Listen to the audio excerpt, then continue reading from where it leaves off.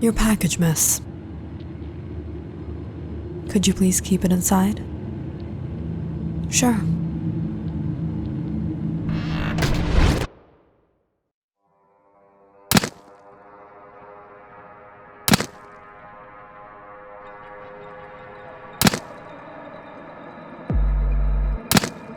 Mommy, I'm hungry. Dinner is almost ready, sweetheart.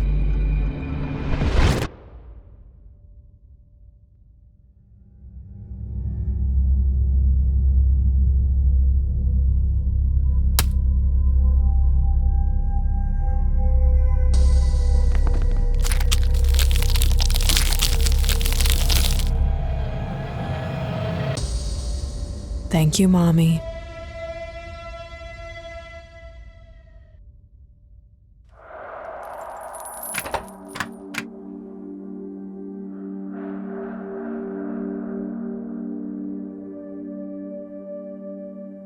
It's been 7 years since Elizabeth has been living like this, far from town and far from her family.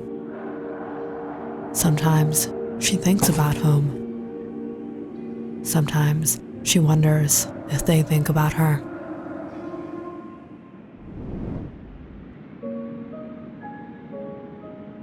Elizabeth grew up in the small town of Wells in Alaska with her single father. He was a hunter and quite well known in town. He had been hunting for years and had a collection of prized game animals from moose, wolves, and bears. Growing up, Elizabeth had learned all the secrets of the trade from her father. And like him, she was exceptionally skilled in the field. Elizabeth always remembered the 4 golden rules. Treat all guns as if they're loaded. Keep the muzzle pointed in a safe direction. Keep your finger off the target until ready to shoot. And always know your target and what is beyond it. Got it, Dad.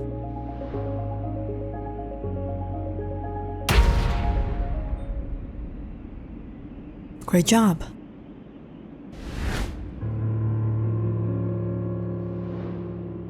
She's so beautiful.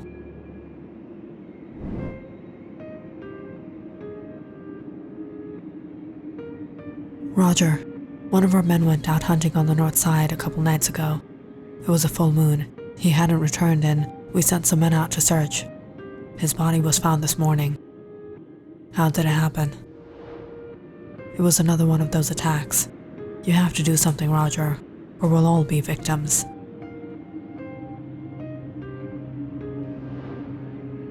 Elizabeth would always accompany her father on these hunting trips, and it was often she would hear about these wolf attacks in these forests. Though Elizabeth thought she could handle it out in the wilderness, her father wouldn't allow her out alone for that very reason. Nonetheless, Elizabeth wasn't afraid of anything. She always carried her gun, her hunting knife, and besides, she didn't go too far out from camp. But every day wasn't the same. And on one specific afternoon, Elizabeth had wandered out a bit too far, and before she could figure her way back home, the sky started to get dark. Shoot, Dad is going to be pissed. As Elizabeth tried to figure her location,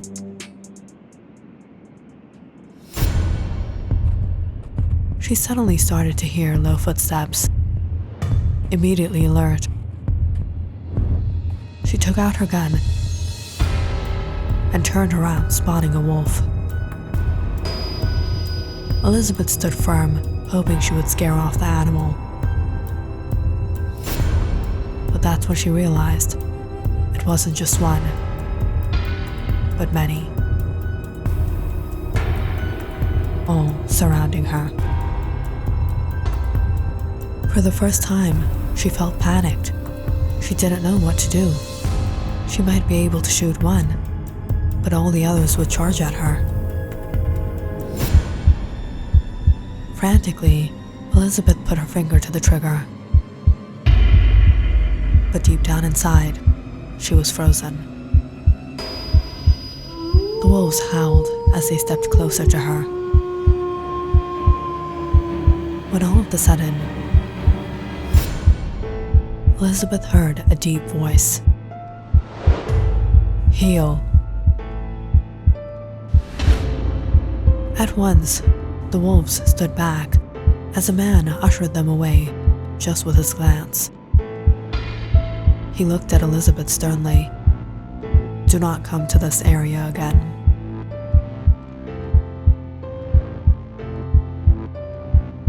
"Wait, who are you?"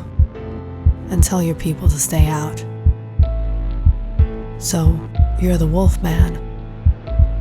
"I'm not the wolf man." That day, Elizabeth returned to camp late in the evening. And sure enough, her father had already sent out a group of men in search for her. "Where were you?"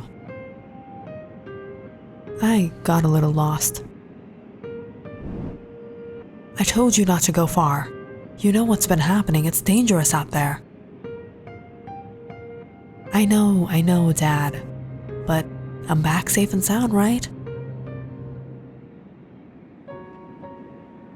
Elizabeth didn't tell her dad what happened. But she couldn't forget it either. Who was that man? And how did he communicate with those wolves like that? The more Elizabeth thought about what happened, the more she wanted to meet him again, know about him. But even after searching for the next few days, she couldn't find him.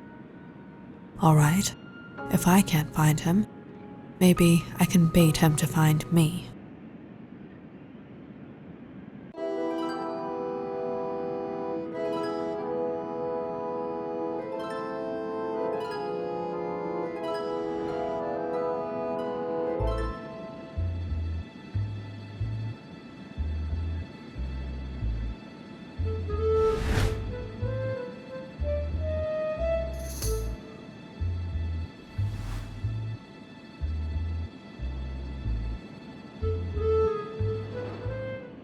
I told you not to come here. What's the problem? Seems like your wolves are fond of me. Leave. It's not safe for you. Please, not you too. I'm Elizabeth. I know who you are, and I know your father wouldn't like you being out here. It's not like he's going to find out. What are you doing here? Why are you asking me? I want to know what you are doing here. How do you get along with these wolves like this? Wolves. They're my friends. They're your friends? More like family.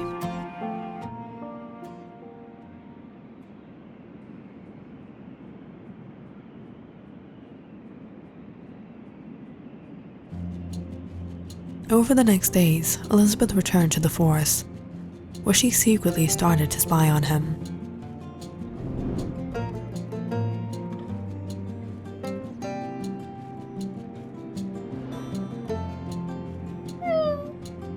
Hi.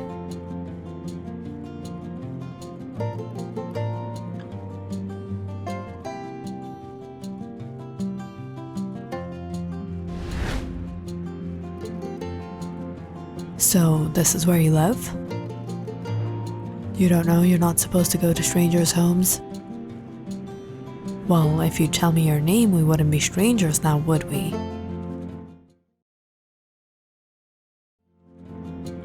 It's Caleb.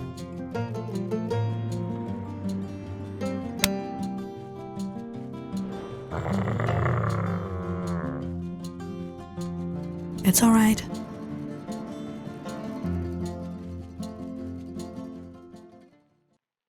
Tell me why you're really here. I'm just curious. I want to know how you're so friendly with all these animals. So you're a hunter who wants to make friendship with animals. You know, I found your cave like a week back. I could have told Dad about you guys. They've been looking for the Wolfman. I told you, I'm not the Wolfman. Then what are you? I'm the Great Wolf. Over the days, Elizabeth started meeting Caleb more often, and soon they became close. Though Caleb was quite reclusive, Elizabeth got to know more about him and the wolves.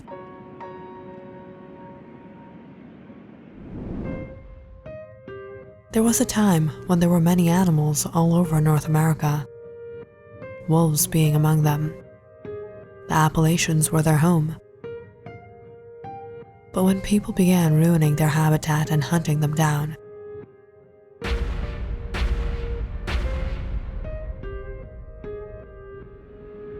the wolves slowly began to migrate here to Alaska. But still, people haven't spared them, and now the wolves were going extinct. The days were going by like this.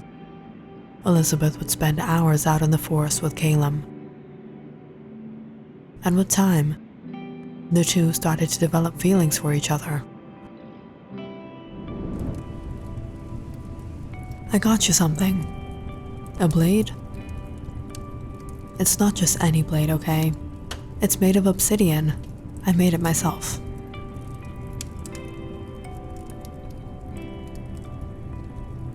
Elizabeth, your people will never accept us. They'll never understand our relationship. Perhaps, but I can't imagine being without you. Well, you'll have to, because I won't be here tomorrow. Where do you go every month? There are some things I have to take care of.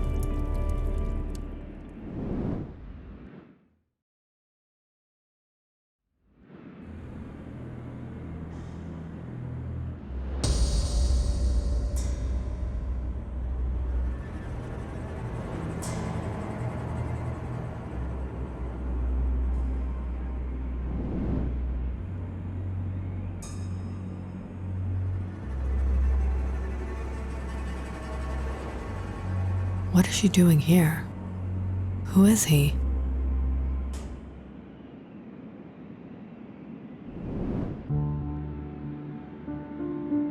Roger, we've been keeping watch on the north side for some time now, and we tracked down his home, and tomorrow's the night of the full moon. Good. Bring him back alive. The following night, Elizabeth was at the camp in her cabin when she woke up hearing a commotion outside. Peering through her window, she saw her father's men had brought in a catch. We caught him. We caught the great wolf alive. Didn't even have to use our silver bullets. We ambushed his cave. Otherwise, we wouldn't have been able to catch him, let alone find him. Elizabeth watched as her father stepped out to see the matter. As the men moved aside, she looked closely at the creature. Half man, half wolf. She froze, suddenly recognizing the locket around his neck. Caleb?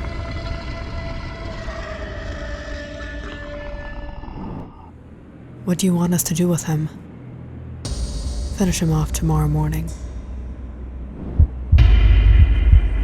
Seeing Caleb trapped in the cage, Elizabeth's heart raced. What was she going to do? If she didn't get him out of here tonight, she would lose him forever. So she waited. She watched as everyone returned to their tents before she sneaked into her father's room and got out the key. Late into the night, the men guarding the cage had all fallen asleep, and Elizabeth slowly creeped behind the cage. As soon as she got to the gate, Caleb stirred up in rage, not recognizing her.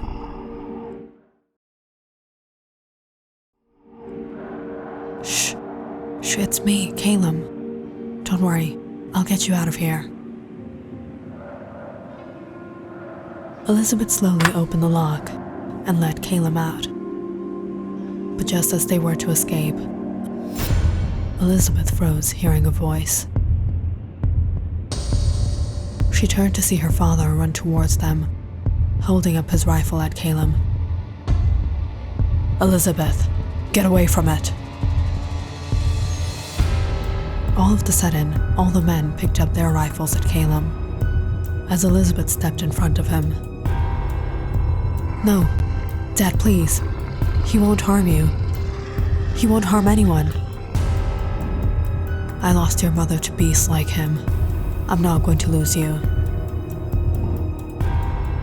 "Dad, no, listen to me." As the men tried getting closer, Elizabeth tried to shield Caleb. But he became aggressive. And in the moment, Roger fired.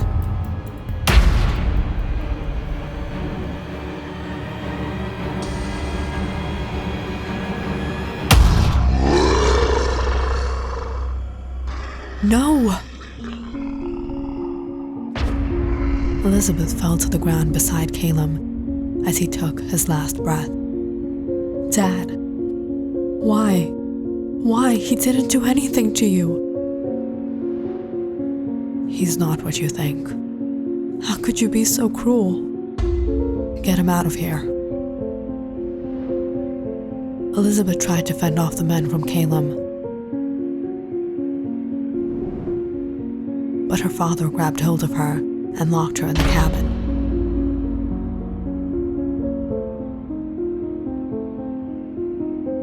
Elizabeth cried as she watched them take Caleb away. She pleaded to her father, but he wouldn't listen. It was too late. It's finally over. The beast is dead. Now we won't have to suffer anymore. As news of Caleb's death got around, everyone rejoiced, thinking they had gotten rid of the great wolf. But as Elizabeth mourned the loss of her love, she kept hidden a secret.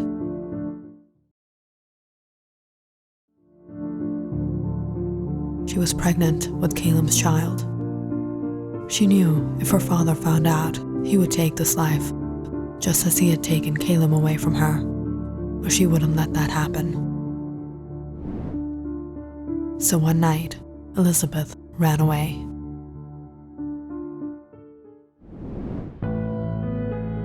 She traveled far out here, where she started living a life by herself, and soon gave birth to her son.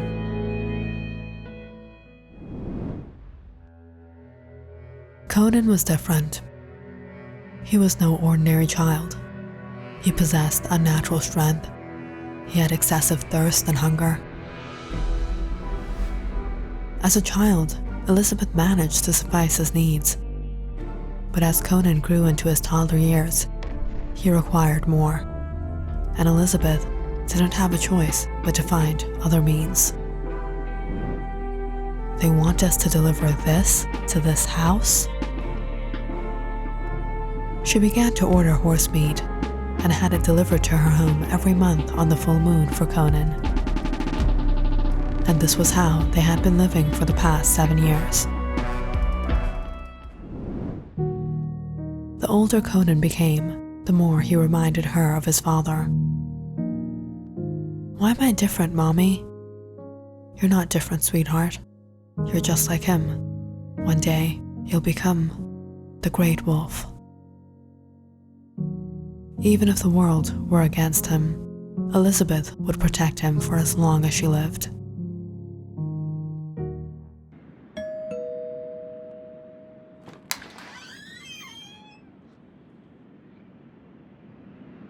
"Officer?" May I come in? Sure, is everything all right? We've recently gotten some complaints from a delivery service.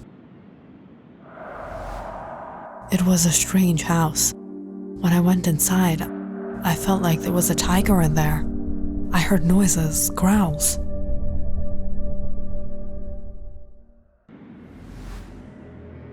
You wouldn't happen to have a pet tiger, would you?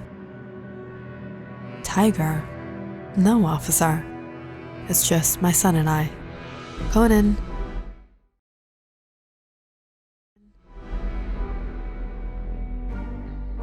Hello, officer.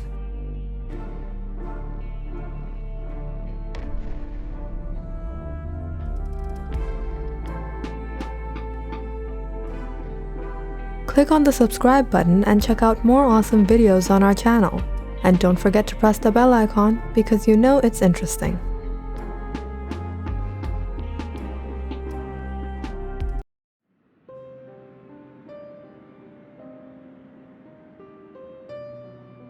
It was a strange cold winter day in a small town in Southern California. Shop owners were shoveling up snow onto the sidewalks and sprinkling salt onto the icy paths. Cars were driving by on the slushy wet road, and people were shivering as they walked down in the cold breeze.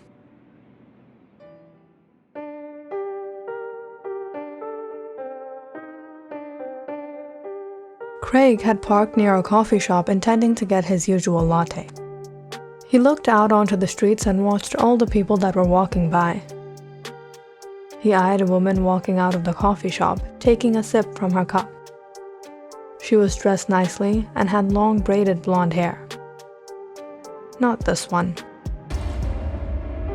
Craig rolled down his window just a bit to look out. He spotted another young woman walking down the path, knocking her heels. As she passed by Craig, he turned around to watch her go down the road. Not that one either. Craig leaned back in the driver's seat. It was chilly out. He wanted to get out of here soon, but there was still something he needed to do. He stared at a young woman standing on the other side of the road at the bus stand. She was wearing a hat snug on her head. Her jacket was zipped up all the way, and her gloved hands were shivering as she held a big umbrella. She kept looking out onto the road and checking her watch, waiting for the bus. Craig looked closely and tried to see her face. The young woman was very attractive. Her tufts of dark brown hair hung on her shoulders. This wasn't the first time Craig was watching this beautiful woman. He had noticed her quite often, waiting at the bus stand in the mornings. Craig smirked as he watched the woman through his car windows. He muttered to himself, perhaps she's going to be my next target. Craig drove his car around to the other side of the street, slowing down near where the young woman stood. He rolled down his window and said, "It's really cold out, and I've noticed you've been waiting here for quite some time now. How about I give you a lift?" Craig ushered the woman with his hands and unlocked his door. The young woman said, No, it's all right. My bus will be here any time now." Craig said, "The weather is very bad. I think it will be a while till the bus comes. I have seen you before, and I have some time. Let me help you out." The young woman held her umbrella and replied, "Thank you, but I'll be fine." Craig chuckled as he took out his wallet and pulled out a card. "Don't be scared. Here's my card. I'm a lawyer. You can always trust a doctor and a lawyer." Craig reached out of his window and gave the woman his card. She looked at the card for a while and then checked her watch. She sighed and said, "All right, let's go." The young woman got into the car and shut the doors. Craig asked her, "So where will I drop you?" The young woman pointed towards the curb up front and said, "I'll show you the way." Craig drove forward and halted the car at the red light. "I'm Craig. I work at a law firm downtown." "Oh, you saw the card already," he chuckled. The young woman said, Thanks for the lift. I'm Jessica. I'm Professor of Art 110 at the University of BII. Craig raised his brow. Wow, I've never met such a young professor before. Impressive. Craig watched Jessica as she sat in the seat next to her. She didn't pay heed to what he said. She still held onto her umbrella and looked outside, desperate to get out. Jessica didn't want to accept the stranger's offer, but the business card Craig had shown her looked legitimate. Jessica was already late. Craig sat back in his seat and wondered to himself that he had to make a good impression before he could make this girl his next target. It had been quite a while since the last girl he had picked earlier this winter. Craig had a strange sense of humor. He became amused by scaring his targets before victimizing them. He cleared his voice and said, "What is wrong with Southern California lately? I've never seen these kind of winter storms before. And the crimes that have been going on?" Jessica looked confused. What? Has something happened? I've been living here for years now. It's a good neighborhood. Craig began driving again and said, "Oh, you don't know then. There has been a serial killer out on the loose." Jessica raised her brow. She suddenly regretted getting into this car. This man couldn't find anything better to talk about? She looked out the window and murmured, "I've never heard anyone talking about it." Craig replied, "Are you sure? Don't you watch the news? It's been happening for the past 2 years now. Well, maybe it's because you're not really in the field of law. This is what I do for a living, so I find myself wrapped up in many of these cases." Jessica pointed to the left again. She tried to picture the town map in her head. She began pondering on the best route she could take. "It's this way. So, how far along are the police in catching the guy behind this?" Craig turned his car and responded, "So far, the police have found the bodies from the past 2 winters." Jessica said, "How do you know it's one person who did all of the crimes, and not separate incidents?" Craig drove out onto the highway. By the modus operandi, it's not hard to tell. Jessica asked with a confused look on her face, "Modus operandi? What's that?" Craig replied, "That's how you know it's a serial killing. Every one of these culprits have their own signature. They commit each crime in a similar manner. Like, for example, the famous Ted. I'm sure you've heard of him. His victims were generally dark-haired, attractive women. Then there was Robert H. His victims would also be women. His modus operandi was that he took the women to remote places before he hunted them down.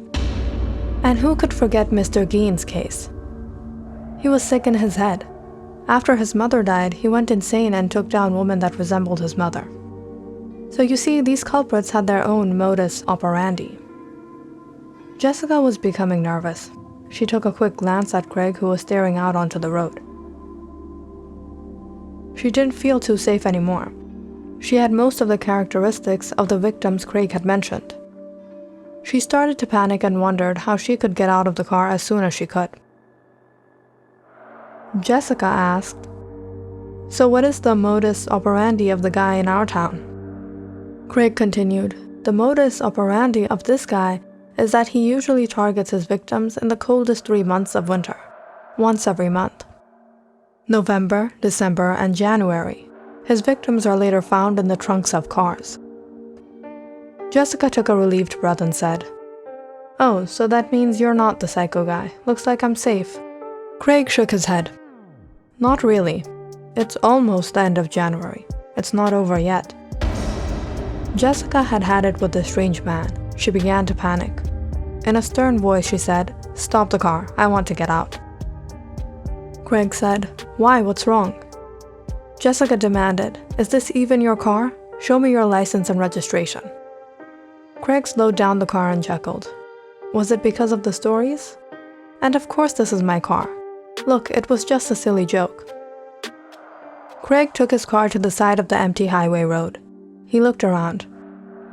It was quiet. There wasn't any traffic. He thought to himself it was a good thing they were alone. He didn't want anyone spotting a woman yelling in his car. He pulled out his license and car papers and handed them to Jessica. "I'm telling you, it was a silly joke. I was just trying to scare you. I'm not a killer. I'm a lover." How about I prove it to you? What do you want me to do?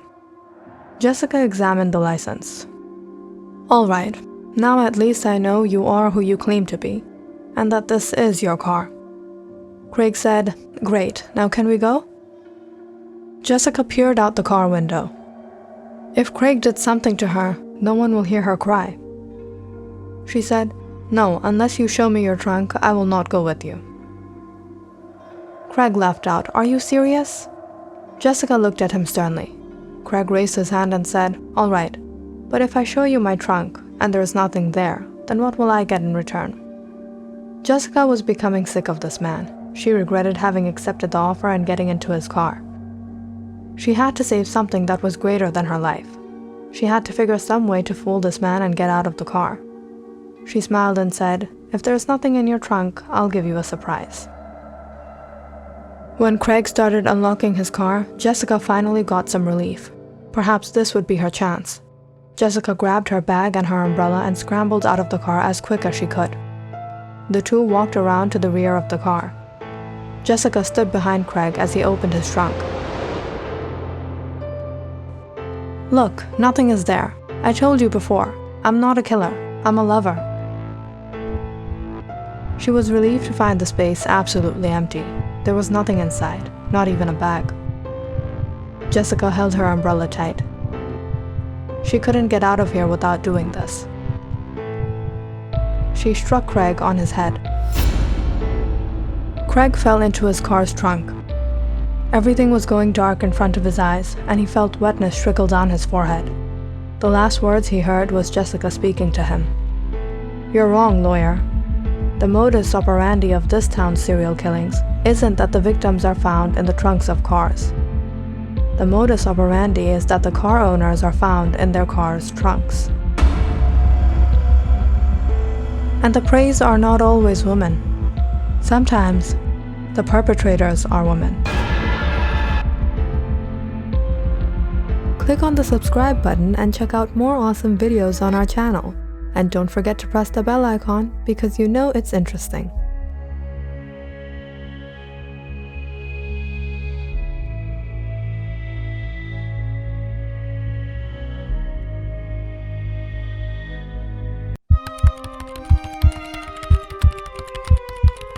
To everyone reading this, it's Kylie Simmons, and this is very difficult to write, but I'm writing this because my life is in danger. I've been living with two psychotic people who have trapped me in this house. I don't know how much longer I can take it. I need help. Share this post to raise your voice for social media deprivation and groundation, a condition that millions of teens like me suffer every year. Be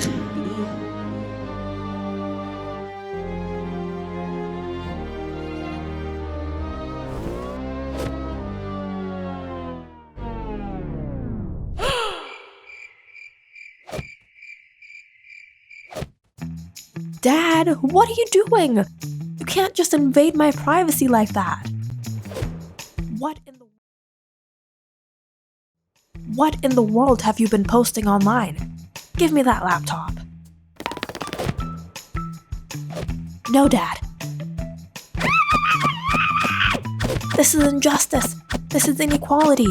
All human beings deserve equal rights, be it male or female, be it young or old, be it parent or child.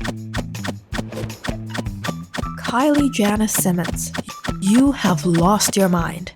You got a few followers on social media and now you think you're the queen of the world. 97,000 on TikTok, 112,000 on BIIgram, and 500,000 on BIITube.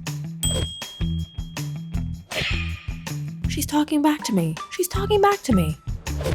Jenna, you're not gonna say anything? You're doing a great job. Was that the doorbell?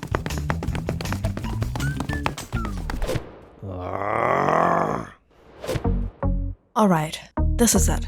Kylie, you need to learn how it is in the real world. From tomorrow onward, no laptop, no phone, no internet. You'll be working full-time at the bakery with me.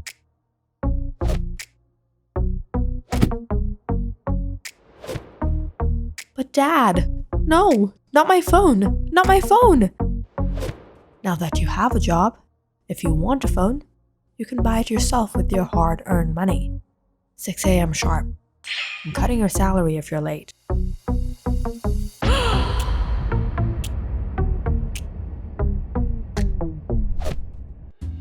Despite calling herself an influencer, this is how Kylie started working her first real job at her dad's bakery.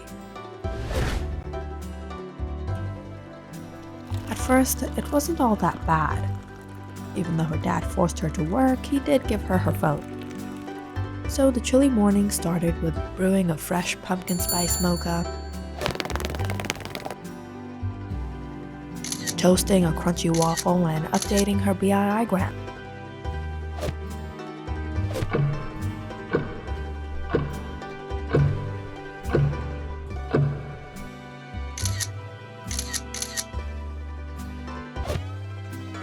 Kylie, to the counter! Oh, yeah. Good morning. Welcome to the Simmons Bakery. What would you... Yeah, 42 coffee. What? To go, right? Do I look like I have all day?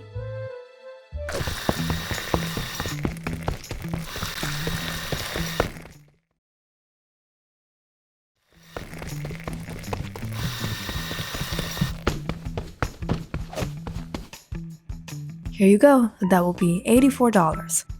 That was easy. What is this? I'm not paying for all this. What? Why?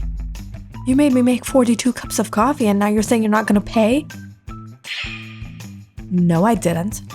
I said 42 coffee.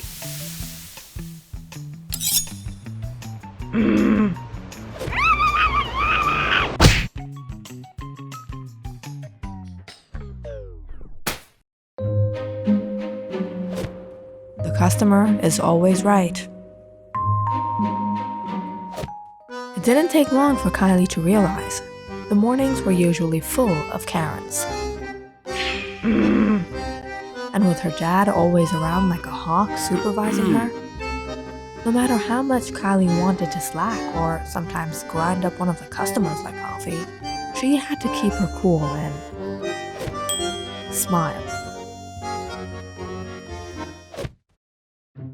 But sometimes, she too had a little fun.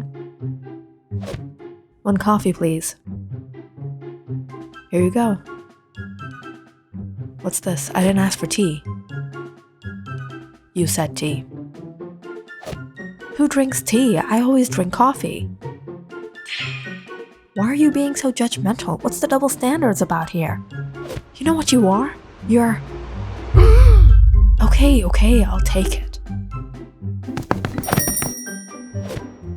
Next, please.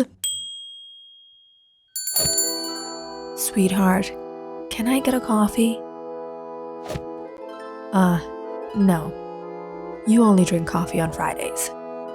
You'll have a matcha green tea latte and a coconut milk latte for me. Okay, sweetheart. Wow, she's dominant. But what is he? A husband or a dog on a leash?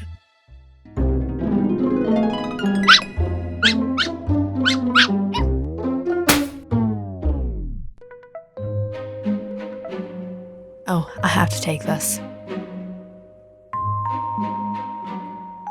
Here's your order. Nice. Like you. Here's my number. Give me a call.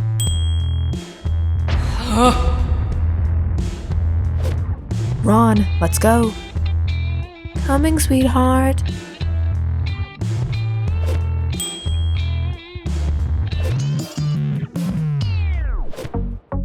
Oh, so this is what goes on behind her back. He is really a dog. Kylie met all types of people at the bakery. She thought it couldn't get worse than this. But then, one morning, she realized what she experienced was so far nothing.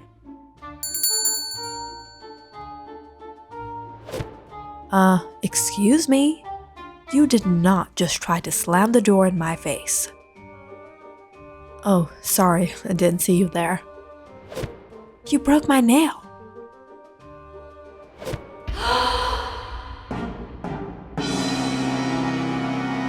A real Karen.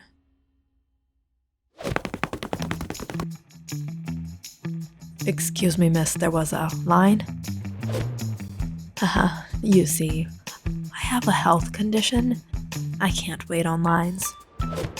Now, I'll have a grande caramel macchiato in a venti cup, 1/3 whole milk, 1/3 almond milk, 1/3 soy milk, double the amount of vanilla syrup, caramel warm the cup, no caramel drizzle on top, 3 scoops berries, 2 scoops matcha, add a banana, double blended with whip, ice, round lidded, 1 shot extra espresso, decaf, and cinnamon sprinkled on top, for the name Olga Roshdispinsky. Got that? Yeah, of course. Good. Now repeat it to me. A grande cara.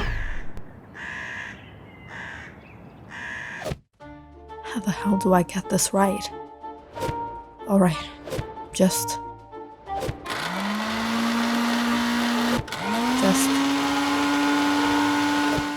and cinnamon sprinkled on top. Here's your coffee, miss. That's about time.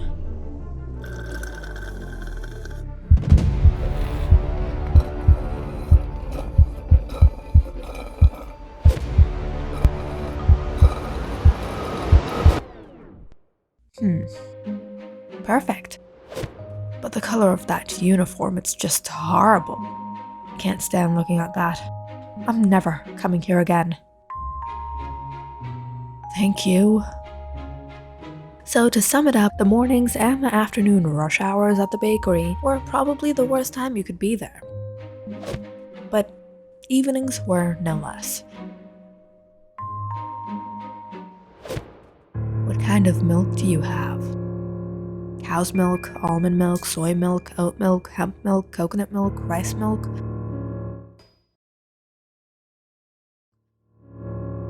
Do you have the special kind of milk? The special kind?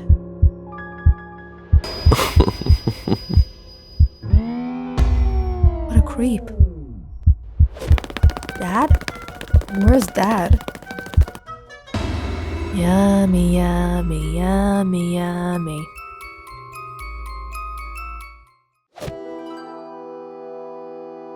Kylie absolutely hated working at the bakery. But not because of the Karens or the bossy women or the creeps, but most of all, because of the mess makers. Specifically, that dude. Him again? For the past few days, every afternoon, Mr. Ethan, whatever his last name was, showed up in his shabby clothes, his sketchbook, ordered a coffee, and sat in the corner scribbling away. But more importantly, spilling his tea, tissues, sugar, milk, you name it, all over the place. What's wrong with him? Dad, this is so not fair. Can't we just put up a sign not to trash the whole place? Kylie, what did I tell you? The customer is always right. And anyways, it's your job to keep the shop clean. No. I gotta get rid of him.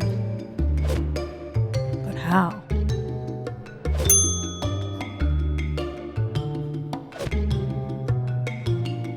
One regular coffee. Sure. He wants a coffee? I'll give him a coffee.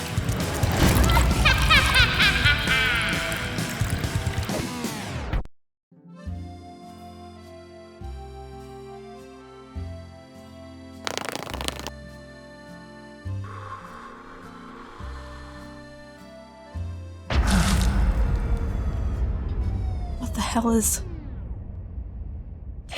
Yes, I knew that would do the trick. Can I get this remade? Sorry, we don't do... Is there a problem? I don't know, it just tastes a little bit off. Kylie Janice Simmons, what did you do? Nothing, Dad. Why do you always blame me? I know you did it. That's a $20. That's a $20 cut from today's pay. What? Kylie, can you make the young man another coffee? Properly. Fine. You didn't like the coffee? All right. Don't have coffee.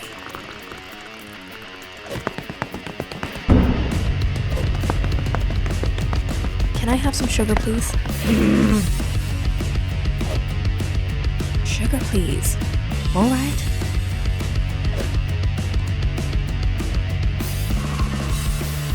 How is he not tasting that?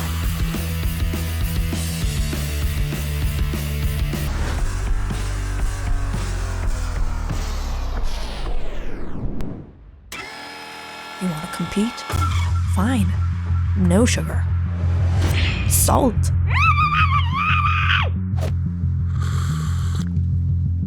What is wrong with him?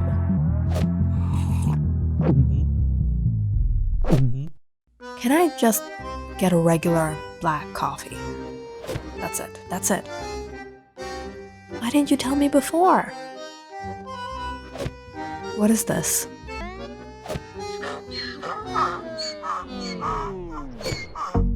You didn't say water. No problem.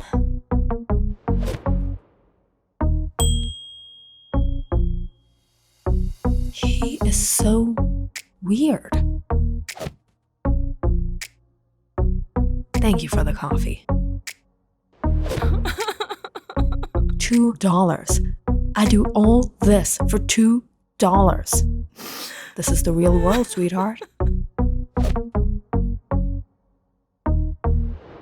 It had been a whole week now, and by this point, Kylie had enough. She was done cleaning coffees off the corner table.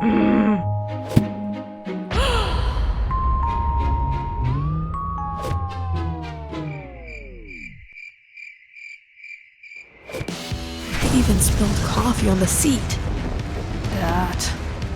No, I have to find a better way. The next day, Kylie was prepared for war. But around 2 p.m., she was waiting for Ethan and he didn't arrive. Did I do the trick? He's gone? No. About an hour later, he came, but this time, he looked really different.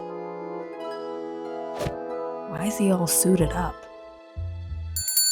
And that's when another man walked in with him.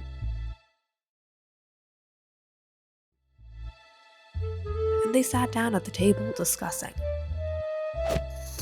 Oh, so he's on a business meeting. Perfect. Is there anything you would like to order? Yes, 2 regular coffees, please. Of course. Kylie made the most perfect 2 cups of coffee and headed over to his table. Just as she neared them, she accidentally slipped over.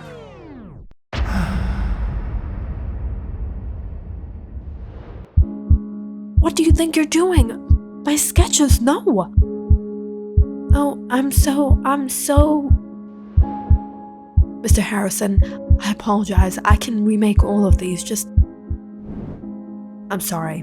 I thought I would give you a chance, but this is ridiculous. I didn't come here for this. Nor do I have the time. As the man left, Kylie took out some tissues, but this time Ethan stood there staring at her. Now are you happy? What is wrong with you? That was my only chance. You just ruined months of hard work for me. For what? You don't want me to come here? All right, I won't come. Ethan picked up the sketches. What good are these for?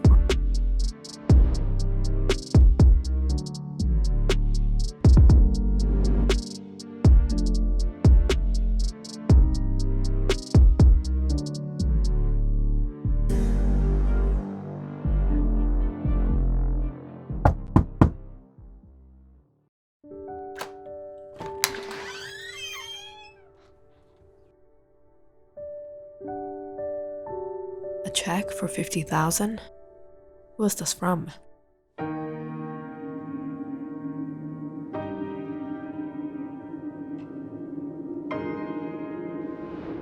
You? Hi. Bye. No, Ethan, please just hear me out. I know I kind of overdid it. I just wanted to say I'm sorry and I got you this. My drawing? But what's this check? That day when Ethan stormed out of the shop, leaving his sketches, Kylie kind of felt guilty. Maybe she had crossed the lines. But it was when she actually looked through Ethan's work. She was surprised.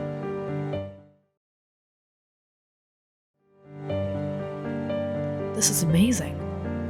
And that's when Kylie got an idea. She took all of Ethan's sketches and tried to clean them up and repair them as best as she could.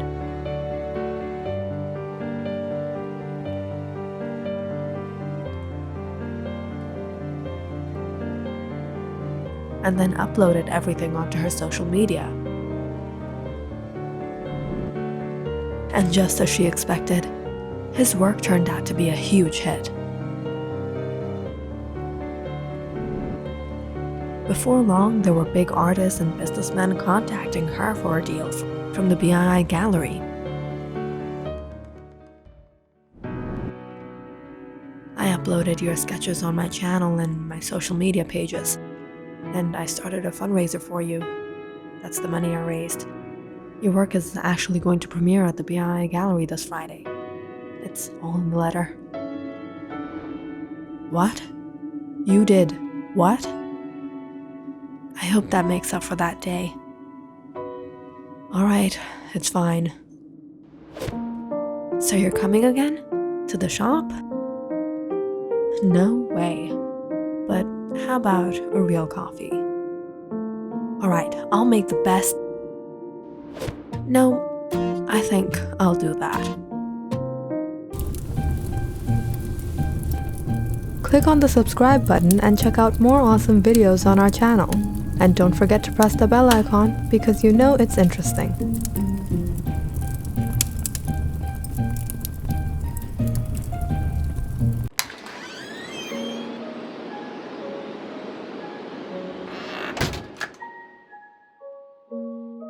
Finally, I can breathe.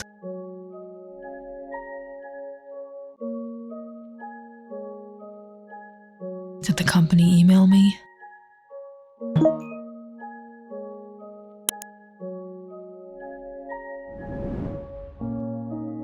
Yes, selected for the final interview. Oh, what's that smell? Alright, shower first, celebrate later.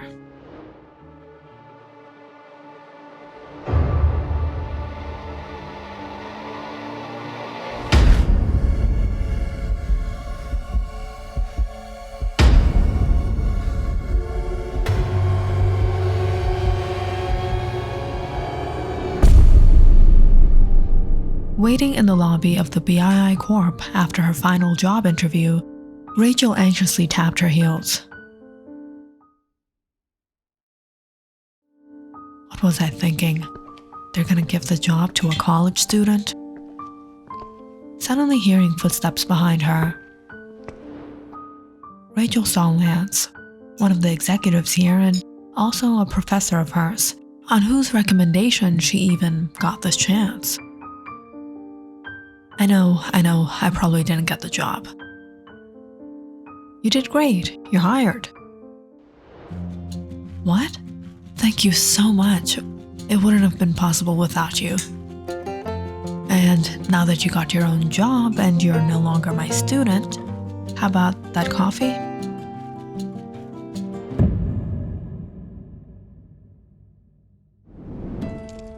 Rachel was completing her MBA in college. She first met Lance for her economics course at the betrayal University 3 years ago. And it was since then she noticed he had his eyes on her, always excusing her and passing her in the class for that matter. Although he was quite young for his profession, Rachel wasn't really up for anything. But now that he was the one who got her this job, she didn't have a choice. Sure, I'd love that. At least, things weren't so bad as they were in the first few years of college. Rachel had moved out of the dorm and got a place of her own. And now, if only she could handle this job and her classes, she planned to save up and travel. But things rarely go as planned, and Rachel's schedule was hectic. She wasn't much of a social person, had a handful of friends and kept to herself. To say, the only person she ever really hung out with was the next door neighbor, Mr. Rogers.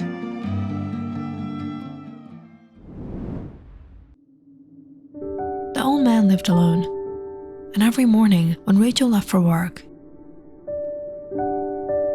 he would find sitting out on his porch with his coffee waving at her. He seemed so lonely.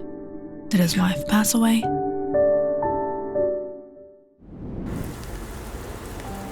Mr. Rogers was very friendly and kind. It was just the other day he had offered her a ride back home.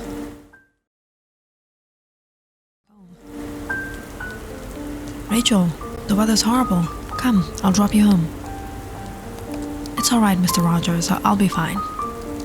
Come on, we're both headed the same place. All right. Thank you so much, Mr. Rogers. You know, you remind me of someone close to me. You too, Mr. Rogers. This is the first time I'm living alone. I really miss home. Well, that makes the two of us.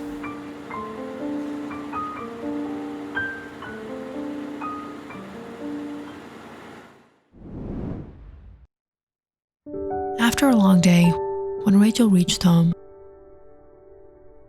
she freshened up, grabbed herself some cup noodles, and sat down to catch up on her paper before her evening class. It's been years since she was a freshman, but she's still getting by on cup noodle. Why is this laptop so slow? Recently, her laptop had been acting up a lot, hanging and working so slow. Though she didn't expect anything better. After all, she did get it for only $300 off of a clearance sale.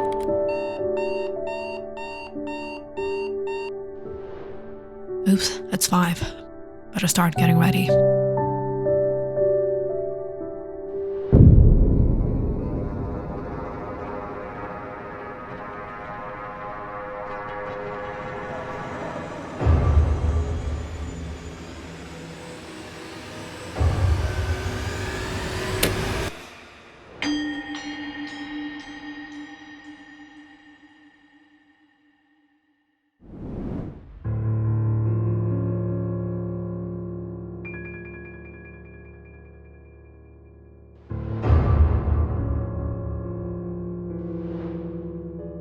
What's up, Rach? Don't ask. That guy has been staring for so long now. Oh, Jimmy? Don't pay attention to him. He's a little creepy. Watches all the girls here. Has an unhealthy obsession, if you know what I mean. What? We were up for a presentation in class and Jimmy forgot what he had been up to the night before and plugged in his laptop for everyone to see.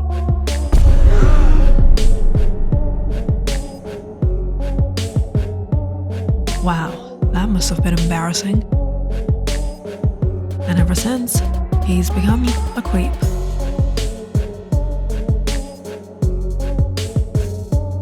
Oh, there's Matthew. Gotta go.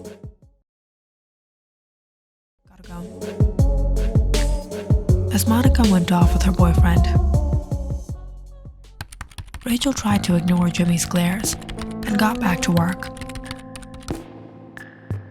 When she finished her paper, time had literally flown by, but that wasn't the only thing she didn't notice. Where's my bag? Rachel anxiously searched the library, but she couldn't spot it. And strangely enough, she couldn't spot Jimmy either. Shoot. My phone, my purse, everything was in there. Unfortunately, losing something at college meant it was gone for good. Returning home that evening, Rachel turned on her laptop and tried to track her phone, but it was of no use.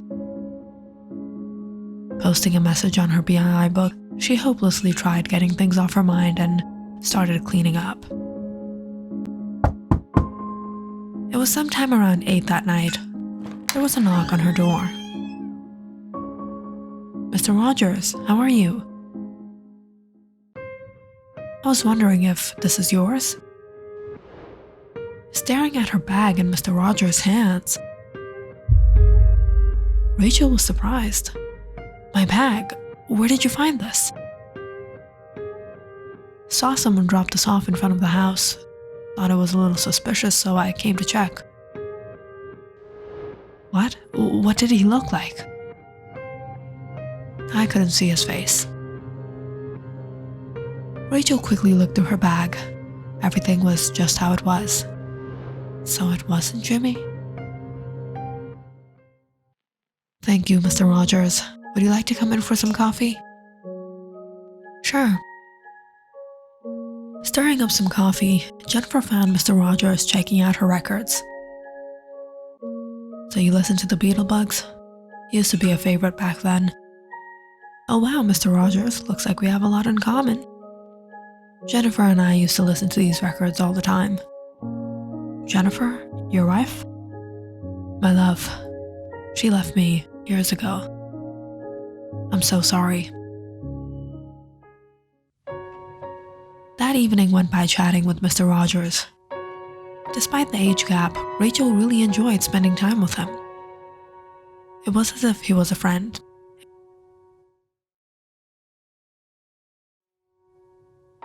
It was around 10 p.m. when Mr. Rogers left, and Rachel called it a night.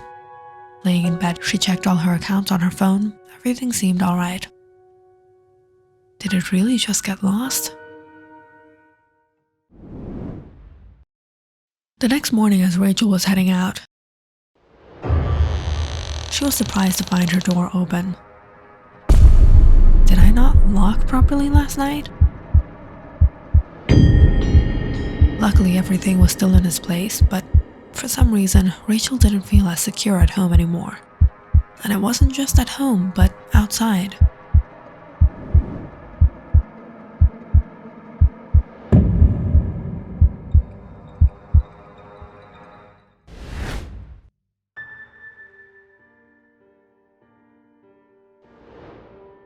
Rachel, what happened? Where were you?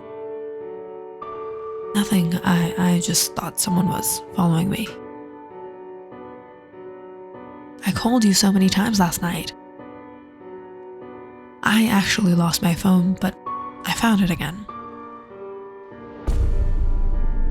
As the words slipped out of her mouth, Rachel realized she could have pulled off the lost phone excuse and not responded to Lance's messages. Too late now. That afternoon, she and Lance went on a coffee date and he dropped her home. I would have invited you in, but you know I have classes. No problem. Next Saturday. Your schedule is free. How about at my place? Forcing a fake smile, Rachel nodded. Watching Lance drive off. across the street, she noticed Mr. Rogers leaving for his walk. Who was that? Well, he used to be my professor, but now I guess we're dating. Why the frown? It's nothing, Mr. Rogers. I should get going. Rachel expected to get tons of messages from Lance till the next Saturday, but strangely, that night she got an unusual message from an unknown number.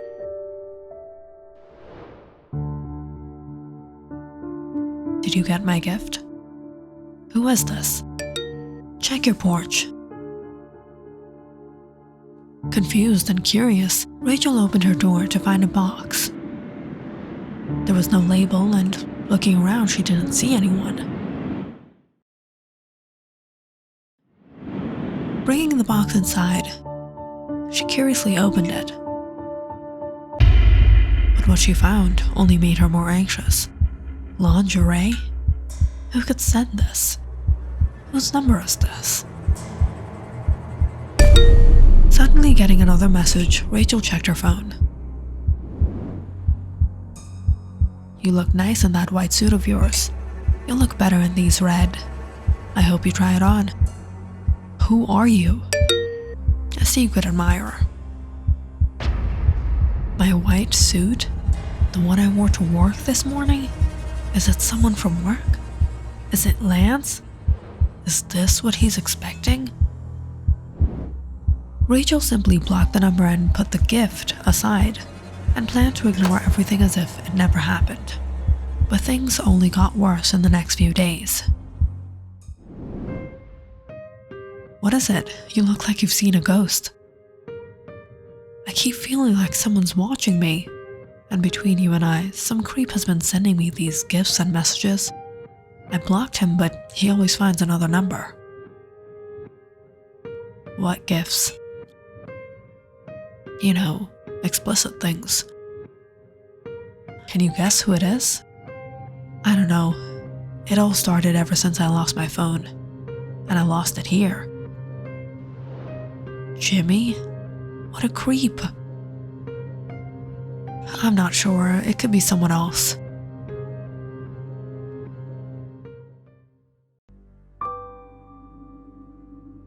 Returning home that evening, Rachel tried to think things through. She had to do something. As she neared her block, she spotted Mr. Rogers carrying in a large box. Mr. Rogers, let me help you out. It's all right. No, please.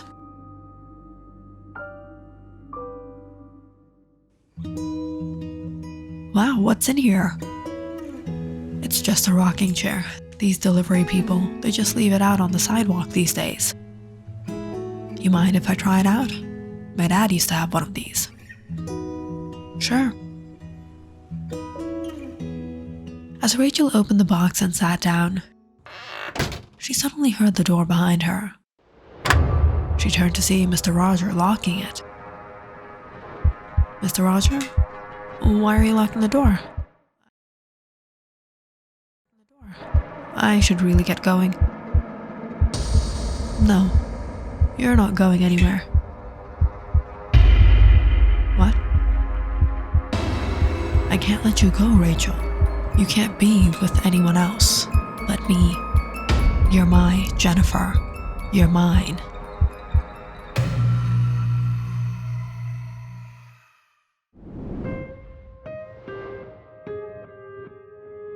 It was almost 30 years ago. Roger was dating a young woman named Jennifer. But his relationship with her didn't last long when Jennifer discovered how sick Rogers was. Everyone thought he was a nice man.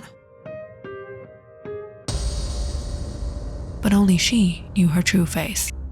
Rogers had some strange fetishes, and when anything came in their way, he became ill-tempered.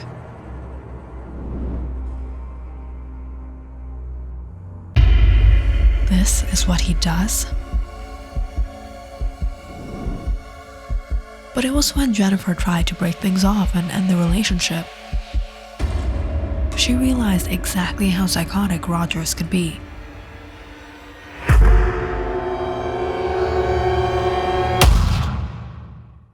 Rogers took the life of his girlfriend, not being able to bear the separation. But in his guilt, he was never able to date again and never got married. But after all these years of being alone, when Roger saw Rachel, he was overawed. Rachel looked so much like Jennifer. He felt as if Jennifer had returned in his life. He could finally be with her again, and he wouldn't let anyone or anything get in the way of that. Mr. Rogers, please let me go. Why don't you understand, Jennifer, how much I love you? I want you, and I will have you. Rachel was frightened to her core. All this time, she had suspected everyone but him. As Rogers came closer to her, Rachel acted quickly, picking up one of the vases. But before she could do anything, Rogers got hold of her and hit her over the head. How many times do I have to tell you? I don't want to hurt you. Everything started to go dull in front of her eyes as she felt Mr. Rogers pulling her across the floor. No matter how hard she tried to resist, she couldn't do anything. What was going to happen to her? Hands up!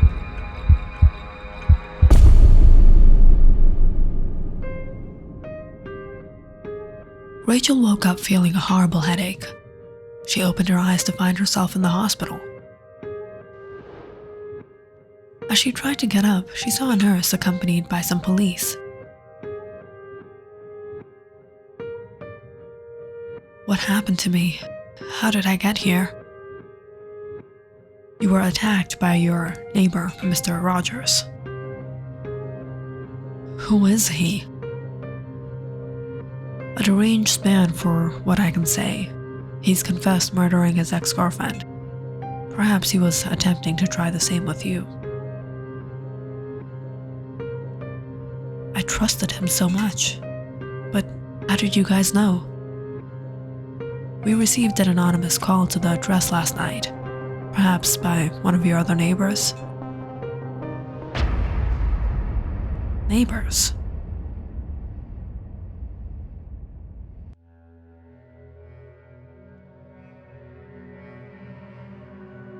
Who was it?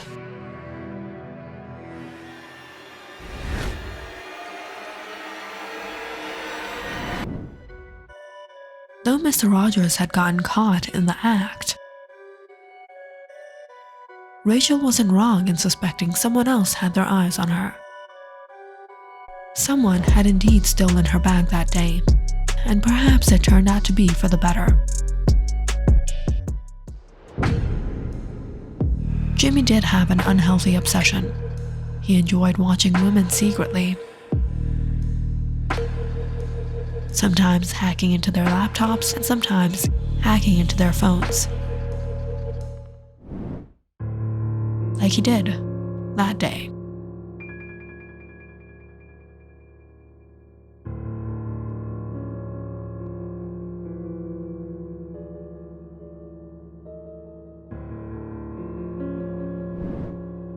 Every night, Jimmy desperately waited to watch Rachel when she returned home.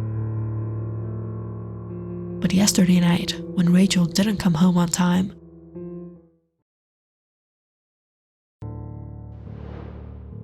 Jimmy tracked her phone and overheard everything that happened with Mr. Rogers and tipped the police.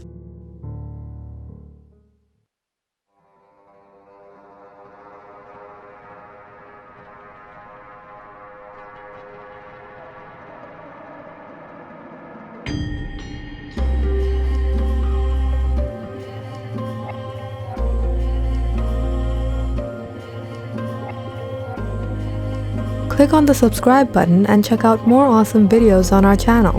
And don't forget to press the bell icon because you know it's interesting.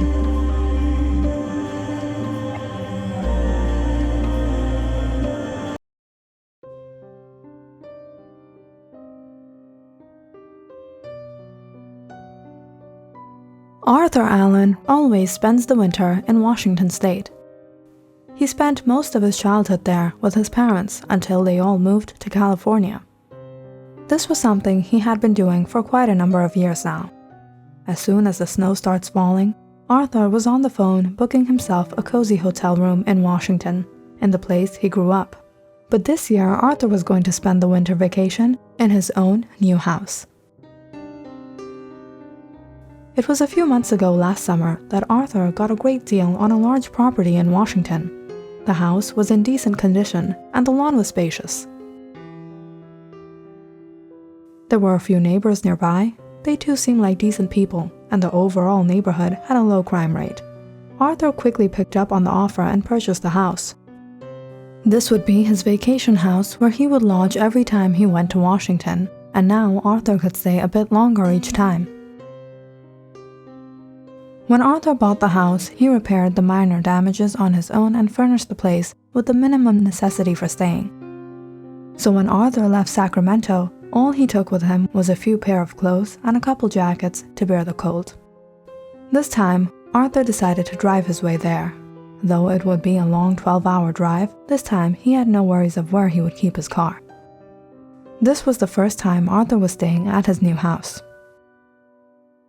Arthur reached his destination at around 9 p.m. at night. All the neighbors were probably sleeping. The area was dark and quiet.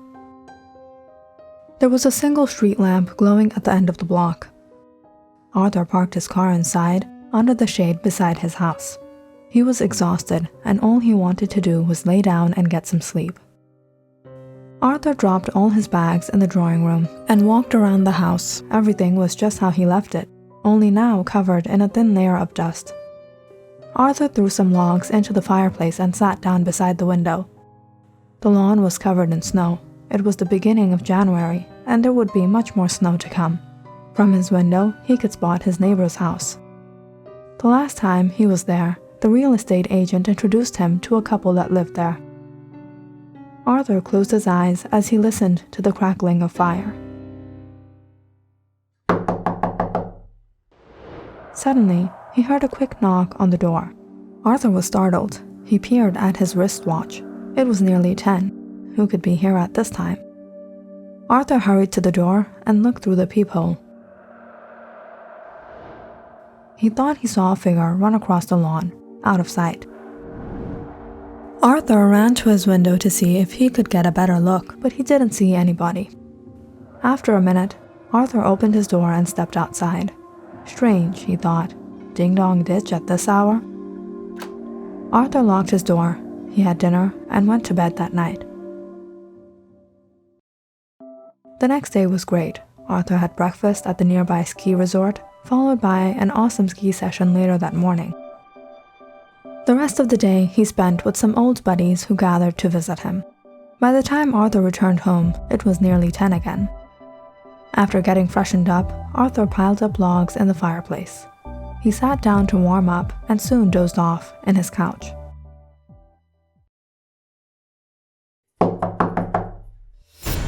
But then, Arthur woke up to that quick knock on his door once again, just like yesterday. Arthur furrowed his brows. He peered through his curtains. Nobody. He opened his door and looked around. Who keeps on doing that?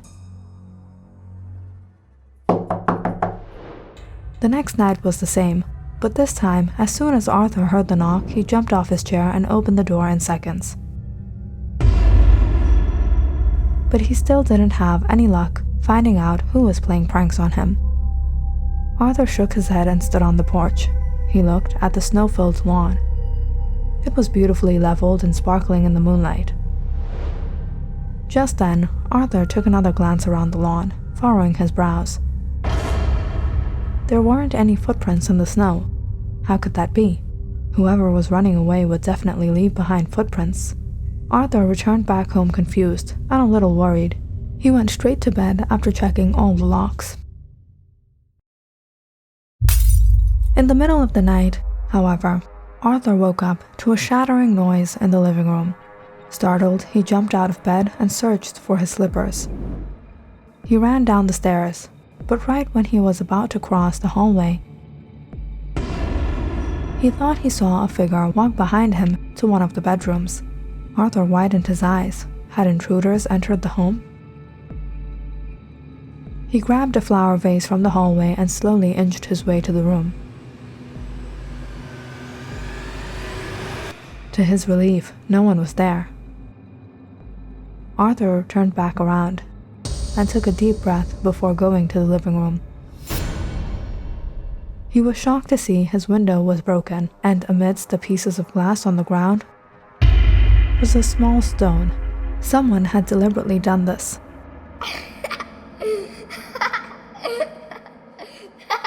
Suddenly, Arthur heard a child laughing outside and the sound of footsteps scurrying through the snow. Arthur immediately went outside. He walked around his property. It was 2 a.m. How could any child be out here at this time, in the cold? Arthur was getting a bit creeped out. Perhaps he heard wrong. Maybe it was coming from the neighbor's house. That's when Arthur stepped on something in the snow. He moved his feet and found a toy slingshot. Arthur was sure this was the work of a child, but he just couldn't get his head around how he or she got out of the house at this time of the night. Arthur took the slingshot with him, and the next morning he dropped by the neighbor's house.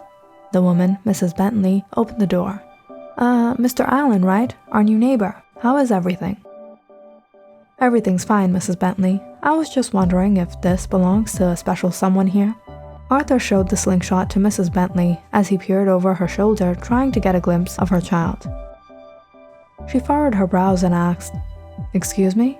"Oh, please don't mind. I'm not here to complain, just to return this. It was perhaps a silly prank. Your son or daughter must have dropped it on my lawn." "Mr. Allen, I think you've been mistaken. I don't have any children, and as far as I know, neither do any of the neighbors around here." "Oh, that's odd." Arthur didn't bother Mrs. Bentley any longer. He returned home scratching his head. What was going on? If the neighbors don't have any children, then who has been playing this game of ding-dong ditch? And most importantly, who did this slingshot belong to? Arthur unlocked his door. As he was brushing off the snow from his boots,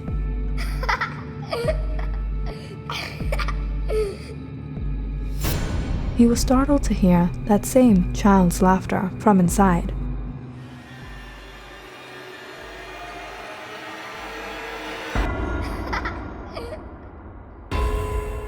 When he looked up, he could barely make out the figure of a boy running into his hall. A sudden anxiety ran through Arthur's mind. Suddenly, everything that had occurred in the past few days didn't seem like the work of someone around him. Rather, it felt like something out of this world. Arthur paced down the living room, his heart beating fast as he peered around the hall. Just then, Arthur felt those scurrying footsteps behind him going up the stairs. He quickly turned around and followed the noise up the stairs. But as soon as he reached upstairs, he heard that same laughter coming from downstairs again.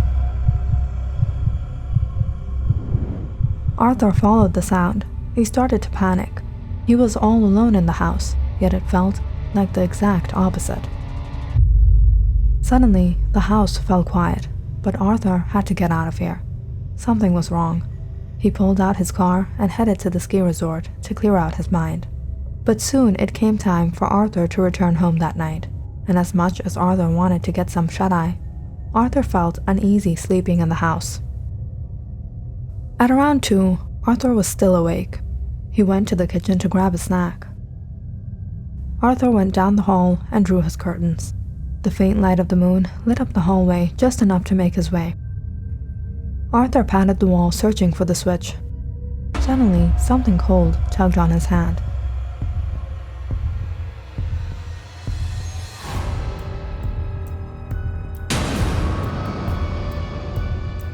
Arthur was shocked to see that boy holding onto his finger, his face pale white, his body haggard and weak. The boy looked at Arthur and laughed before running to the room at the end of the hall. Arthur followed after, and just when he was about to call him, the child vanished into thin air. Arthur walked inside, stunned. The floorboards creaked under Arthur's feet. He pressed down on the boards. They were unusually loose. Just then, Arthur stood straight to a knock. At first he thought someone was at the door, but then he realized it was coming from under the floorboards. Arthur realized these creaking floorboards were a secret entrance.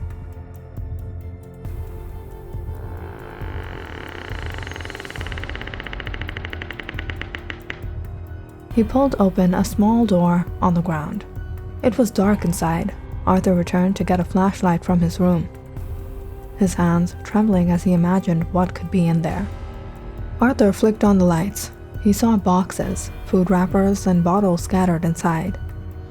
He slowly climbed down. But when he got a glimpse of what was inside, his heart sank. There, to the end of the small underground room, were the skeletal remains of 3 individuals.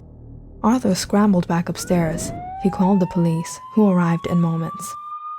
"Mr. Allen, we have finally been able to solve an old case we put aside nearly 60 years ago, all thanks to you. In the 1940s, this house was owned by a young couple. They had a son around the age of 6. It was one night during a stormy blizzard that the police received a call from a resident in the area near midnight, informing them of strange noises in the house. But by the time the police had reached there, the house had been trashed. Apparently, an intruder had entered the house, but he couldn't be found, and neither could any of the family members. This secret room must have been their safe room, where the family had hidden and unfortunately gotten trapped. These innocent people can now have a decent burial, long overdue. Thank you, Mr. Allen." Arthur was heartbroken, but now that things had finally been settled, he hoped that the young child he had been seeing and his family could finally rest in peace.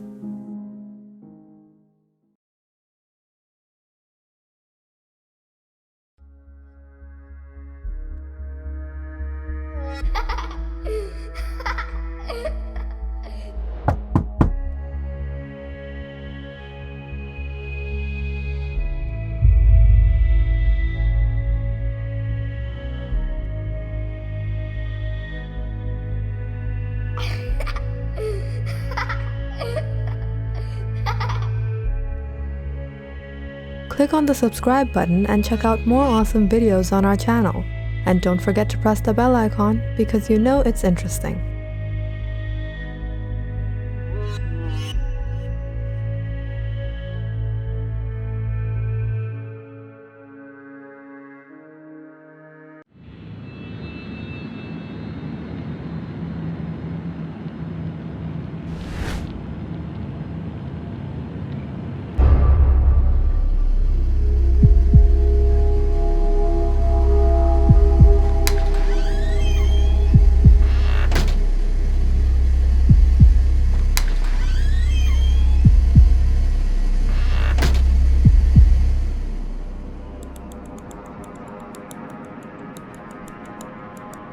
It's so cold in here.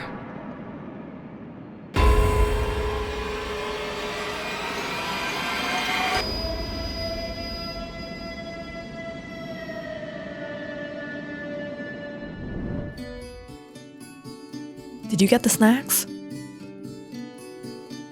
Yeah, I got it. And you know what I got?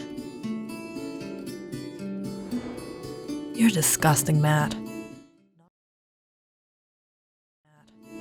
Not in this lifetime. Come on, we have to get on the road. It's getting late. The plan was perfect when Angela, Matt, and Ezra headed on their 14-hour journey from New York to Wisconsin to go skiing. A week ago, Matt had pitched the idea, and Angela and Ezra decided to tag along. The weather was fine, they were stocked on supplies, and they had the route mapped out. But 7 hours into driving, nothing was going according to plan anymore. First, the unexpected snowstorm. Then, losing track of their location. And now, running short on food supplies and on the verge of running out of gas. So now we're stuck in the middle of nowhere in this snowstorm. If only someone was my girlfriend, I would have saved her. Stop it, Matt. What are we going to do? Hey, it's not my fault. I thought we would reach the next gas station by now. All right. There's no point of arguing. I think I see something up ahead. It's a motel.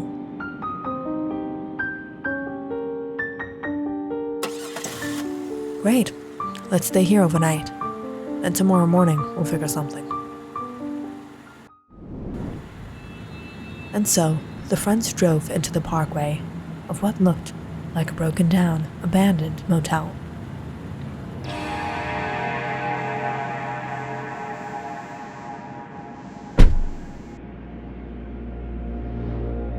Wow, nice name. Sunset Inn.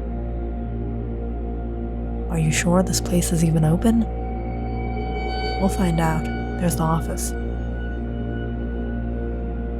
The friends let out a breath of relief as they walked in. But the moment they saw the guy behind the counter, they all froze. Welcome to the Sunset Inn. I'm the manager, Crowley. We need a room for the night. For 3? Yeah. What? No. There is no way I'm going to share a room with you two.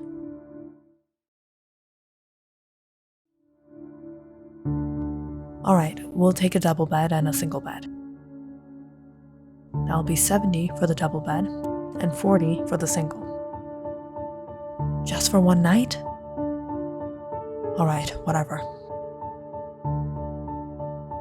As Ezra took out his card, Crowley shook his head. Only cash. What? But do you guys have cash on you? The friends all checked their pockets and bags for cash and managed to pull together $91. Sir, we're a little short on cash, but I assure you we'll pay you before we check out tomorrow. There must be an ATM around here somewhere. Staring at Angela for what seemed forever, Crowley took out the 2 keys and handed them. All right, only for you. The stairway is to the left.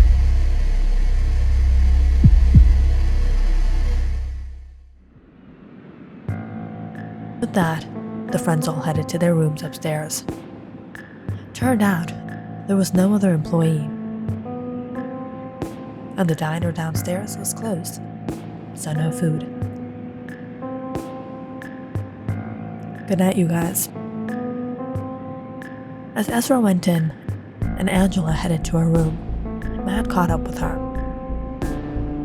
Sure you're not gonna feel lonely? It's a long night. I mean, if you want, I can keep you company. Get lost, Matt. Ignoring Matt, Angela got in her room and closed the door. But when she turned around, she sighed, seeing the condition of the room.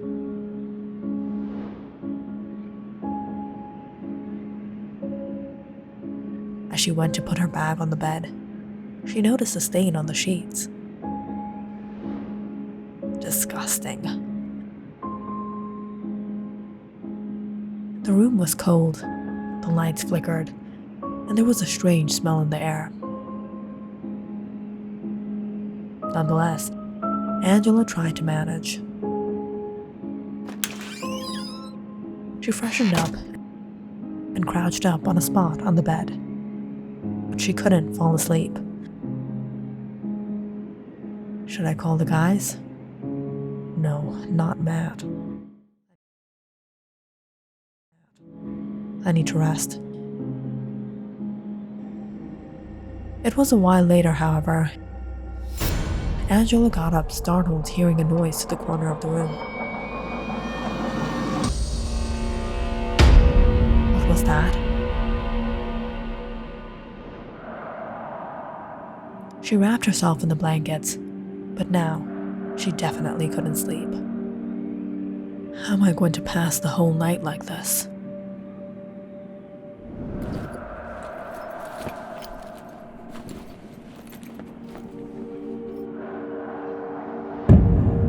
Did I leave it in the car?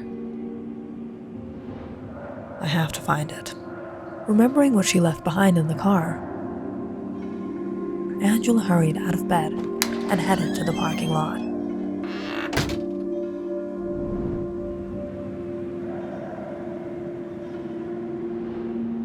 Where is it? Where is it? As she anxiously searched the car,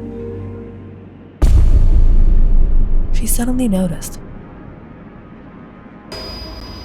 the manager, Crowley. The man slowly left the office and headed upstairs.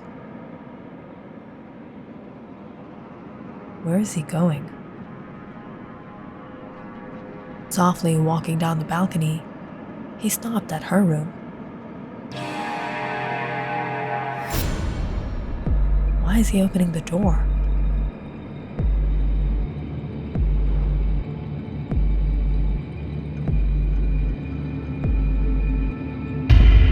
He's going in? She intently watched the door. What if she was in the room? What was he planning to do? In a few minutes, Crowley stepped out looking pissed. As he hurried downstairs to the office and came out with a flashlight. Is he searching for me?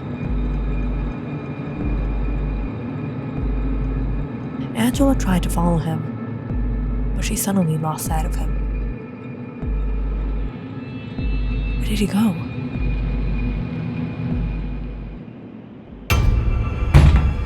She jumped back when she heard a loud knock on the car window. She was horrified to see Crowley.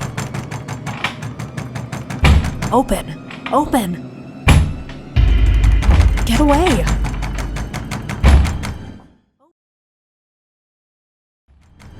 Open! When Crowley wouldn't budge, Angela panicked. She didn't know what to do. Shifting to the driver's seat, she turned the car on to scare him off. But Crowley only jumped in front. Don't move the car! Open the door! But as he climbed on, in anxiety, Angela stepped on the gas.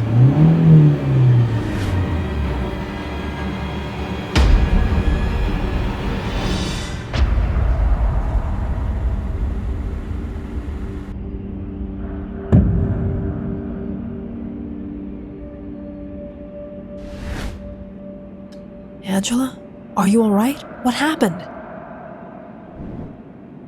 Hearing the commotion, Ezra got up and hurried down. Angela got out of the car shaking. Is that the manager? How did this happen? I forgot something in the car and I came to get it. I saw him sneaking in my room and then he found me here and tried to attack me. What?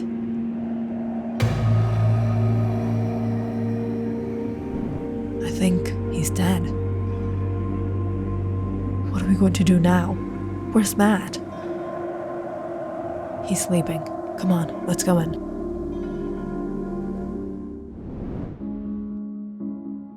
Taking Angela back to the room, Ezra tried to console her. What's going to happen now, Ezra? I took the life of a man. Don't worry, you didn't do anything. I'm here for you. You mean we'll cover it up?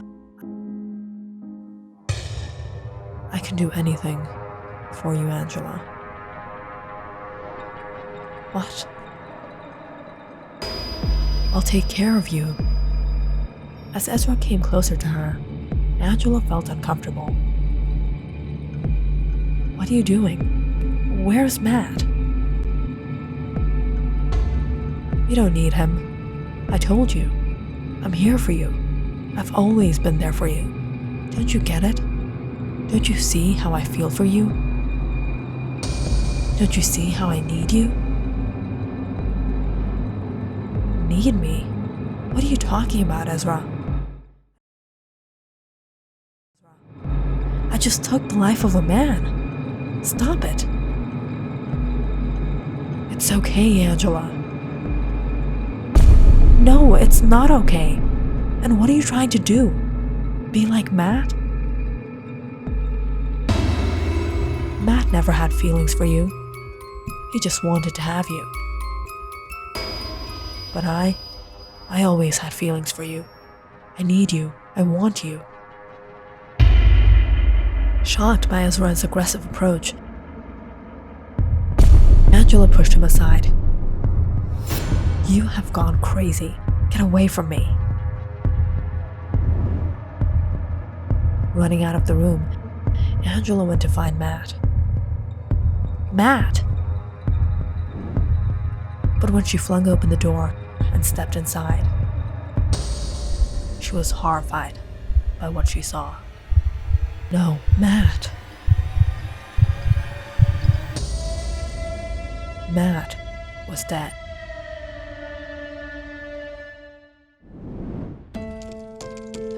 Matt, he was a stud, a flirt,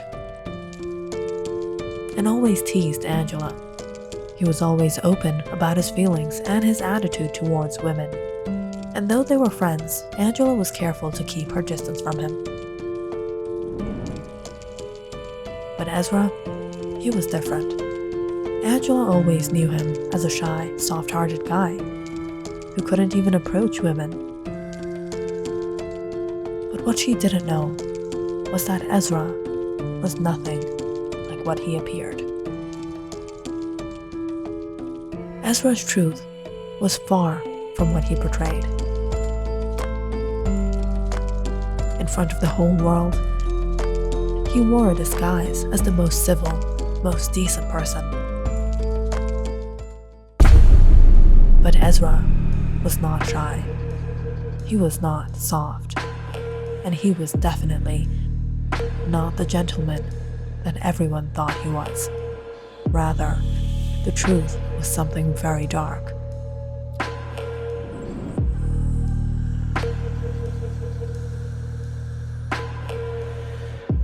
You're a monster.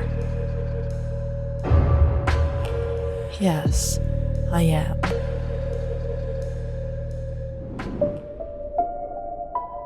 And this trip was all his plan as well.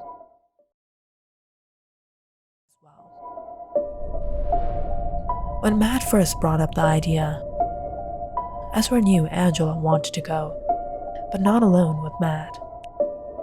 So he gave her the idea of going all together. But when they had to stop by the motel for the night, things took a turn.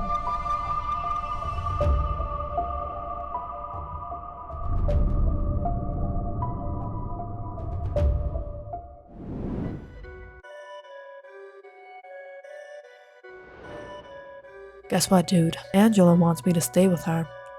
But I said no. Really. Actually, you know something? Why don't you go back? Let me and Angela have some privacy. Why? So you can have her? There you go, my boy. You got my point. As long as Matt was there, Ezra couldn't do what he wanted with Angela. And Ezra was sick of Matt always treating him like a weakling. And that night, Matt just happened to tip the scale. Yeah, but you didn't get my point. What?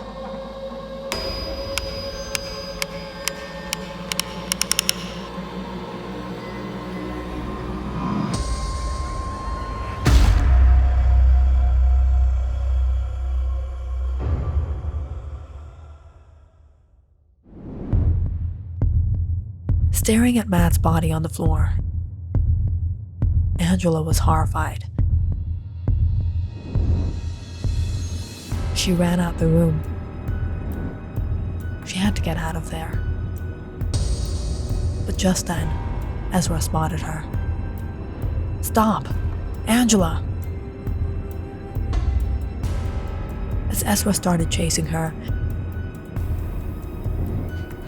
she ran out into the woods behind the motel. But it wasn't before long that she was halted by the edge.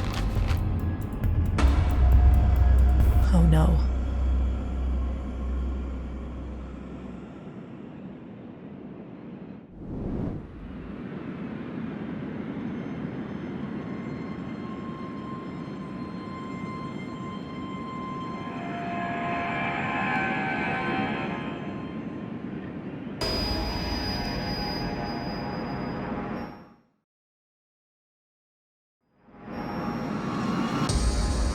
Did you really think you could hide from me?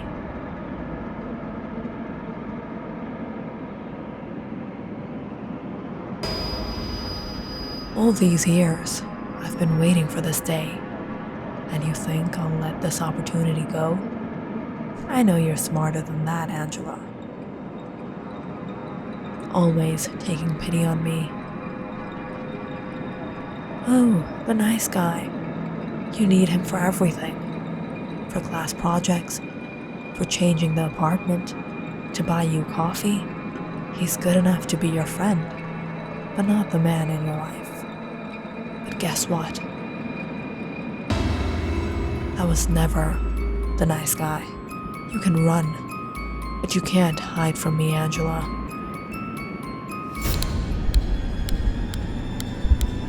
As Ezra took out a box cutter and pressed it onto her face, she cried, "Ezra, please, let me go."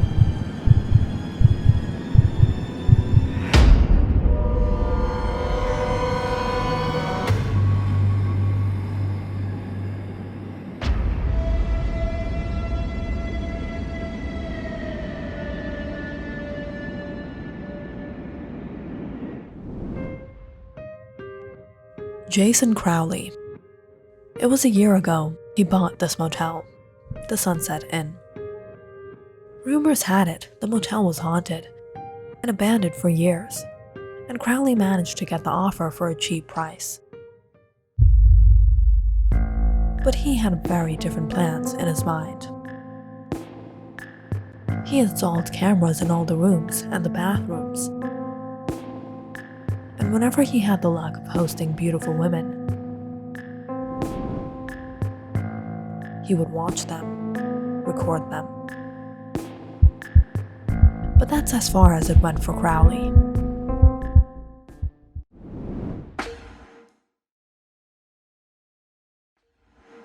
When the friends booked in earlier tonight, Crowley got his eyes on Angela. And when she went in for the night, he was burning to get a glimpse. What luck on a cold winter night.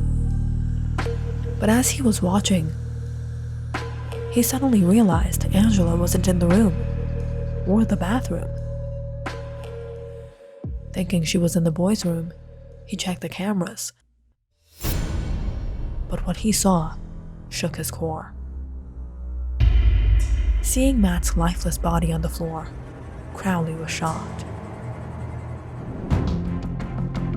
He immediately went to find Angela, first checking her room again. But she really wasn't there. And finally, finding her in the car. But Angela ran him over.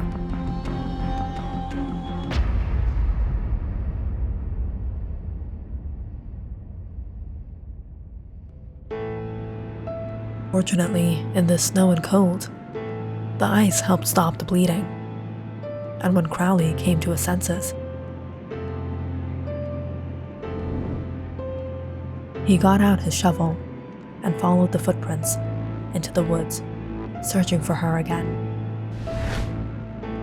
Finding Angela at just the right moment.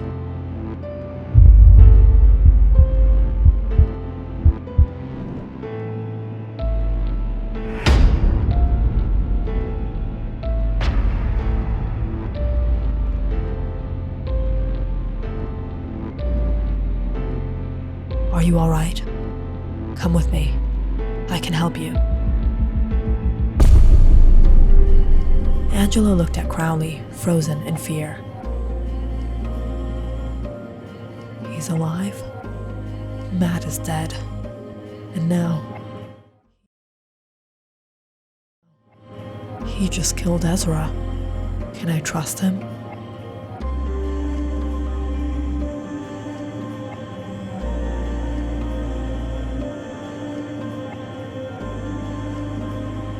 Click on the subscribe button and check out more awesome videos on our channel.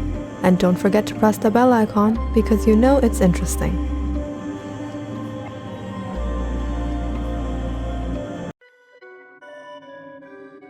Clint, trust me. I didn't do anything wrong.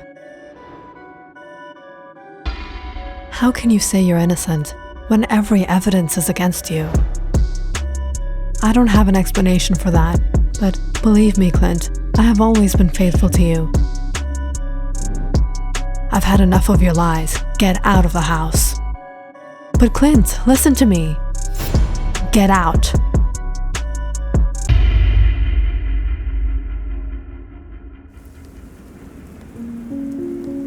Michelle and Clint had been dating for 3 years and living together for the past 1 year. Clint worked for a construction company and Michelle worked at the BI Corp while she completed her MBA. They were happy together.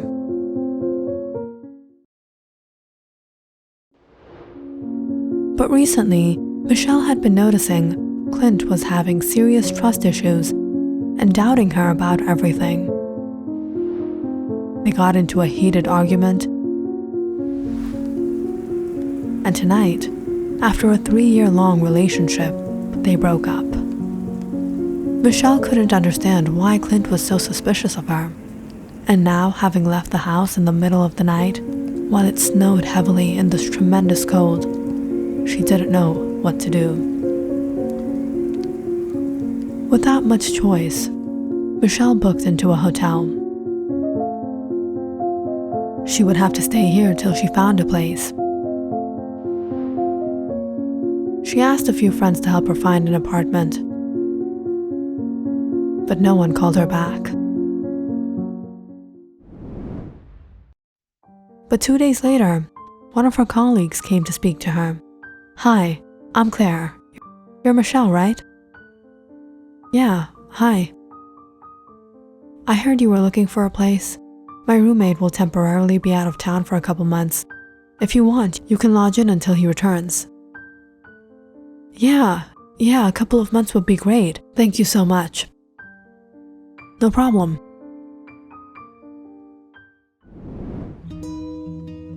That evening, Michelle checked out the room, and the next day she moved in. The apartment was furnished and Michelle liked it. In fact, as she looked around, she was surprised to see she and Claire had a lot in common. Wow, it's like we have the same taste. I love reading Hubert Stein's novels. We like the same music, you even have a collection of my favorite movies. I really don't read, but really? You like metal music too? No, romantic music. Oh, that's not mine. It's actually my roommate's. Oh, that's interesting. I'm really excited to meet your roommate then. The more Michelle looked through Claire's roommate's things, she was quite surprised by their similarities, and she was looking forward to meeting this person, although not as soon as she expected. Just 2 weeks in, Claire gave her some not-so-good news.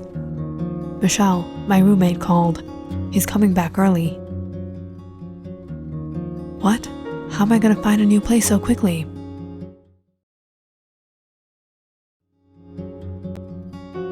No worries. My boyfriend really didn't like that I was staying with a male roommate, and he got a place, so we're moving in together. Oh, good for you. And on the next Saturday, Claire introduced Michelle to this mystery roommate of hers. Michelle, this is your new roommate, and Luke, this is Michelle. When Michelle and Luke finally met, they were caught by surprise. Michelle? Luke? When Michelle was completing her MBA, she met Luke in her class. He was a very nice and shy guy, but never really spoke much. "Professor, I have a full-time job and it's been really difficult managing work and school, and I missed out on the assignment. Can I submit it a week later?" That wouldn't be fair to other students now, would it? Many of the students have jobs. I'm sorry, but the deadline is final.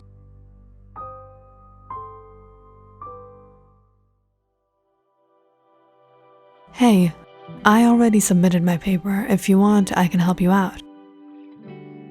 "Really? Thanks, Luke, you're the best." From then on, Luke and Michelle started hanging out at college, helping each other, and soon became good friends. But one day, Luke proposed to her. "Michelle, I want to tell you something. I really like you." "Luke, I really don't want to break your heart, but I'm in a relationship." Yeah, I know, but I just wanted to let you know how I felt about you. But it's alright, I understand." Michelle tried to be as nice as she could with Luke, but after that day, he kept on avoiding her. And one day, just stopped coming to class and never contacted her again. But somehow, fate brought them here today. "Luke, where have you been?" "I got a job opportunity, so I had to go out of the city, but as you can see, it didn't work out." "Oh well, it's their loss. They missed out on the best guy ever."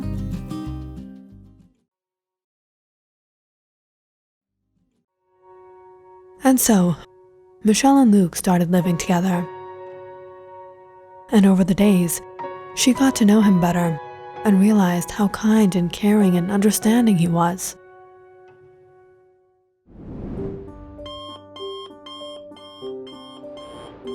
One morning, Michelle woke up late for work. In a rush, she stumbled out to find Luke had left her a sweet surprise: pancakes and strawberries, her favorite. "I'm not a chef, but I tried. I hope you like it." It was like somehow Luke knew what she would like. Luke was always there to help her out. "Michelle, I was heading to the groceries. You need me to pick something up for you?" "Sure." And then, at the end of the first month, Michelle was having trouble managing her expenses. "Luke, I think I'll be a little late for the rent." "Oh, don't worry, I gave it already." "You did? Thank you so much. I'll pay you back as soon as possible." "It's alright, take your time. And anyways, most of the apartment is occupied with my things." "Yeah, right. Your things that we both use. From your furniture to your cooking set and your music system." Michelle got along so well with Luke. It was like they were meant to be together. Whereas she and Clint were so different. And as time went by, Michelle started falling for him. But she noticed Luke was sort of staying away from her and avoiding spending time with her.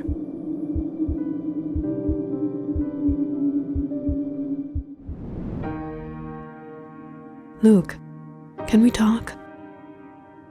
"Yeah, sure. What is it?" "Are you still upset with me about that day?" "No, it's not like that."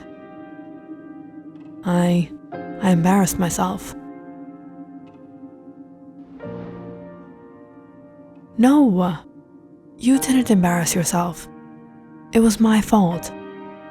Us women, we take the nice guys for granted and always go for the bad guys.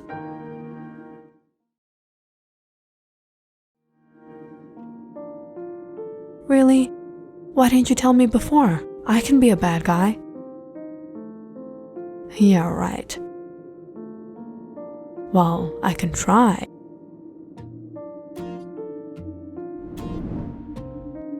Luke and Michelle opened up and finally broke the ice. Soon, their friendship grew stronger and they got closer to each other. Michelle, I know this great restaurant by the lakeside. I was wondering if you want to have dinner with me? Are you asking me out on a date? Yes, sort of. I was hoping. Sure. The following Friday, Michelle and Luke went down to the lakeside and spent a wonderful evening before they got to their reservations. We really do have a lot in common.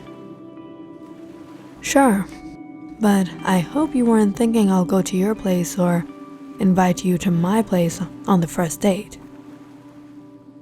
Yeah, but we live in the same... Oh, I got it. It's a joke. Really? All of a sudden, the two were interrupted as someone grabbed a chair and sat right in between them. Seeing him, the manager walked over. Sir, this is a private area. Do you know how to swim? No, sir. Then get lost.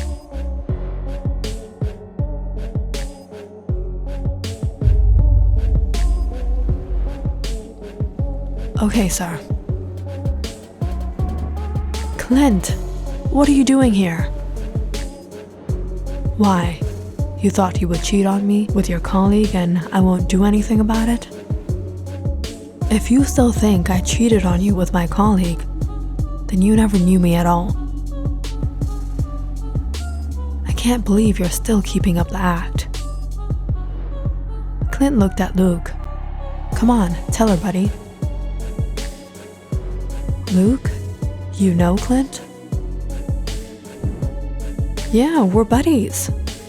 Yeah, I met him at the gym. At the gym? I thought we were best friends.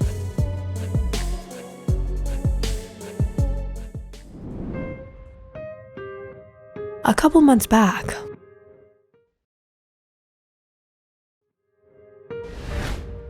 one day while Clint was at the gym, working out on a leg press machine, the machine suddenly broke and Clint nearly got into an accident. If not for Luke. I'm holding it up, man. Try to get out. Thanks, dude. That was a close one. Since then, Clint and Luke became friends. And they often met up at the gym to work out. And one day, they were talking when Clint happened to mention Michelle. We've been dating for almost 3 years, and I think I'm gonna propose to her. You're so fortunate, man. You found the right girl. But not everyone is lucky. Just last week, my roommate brought home a girl. They were colleagues, and she spent the night with him, and the next morning when she was leaving, I heard her talking to her boyfriend who was out of town for some construction project. Last week on a construction project? Where does your friend work? BI Corp? That's Michelle's office. Could it be? Do you know her name? I don't know her name, but I have a picture.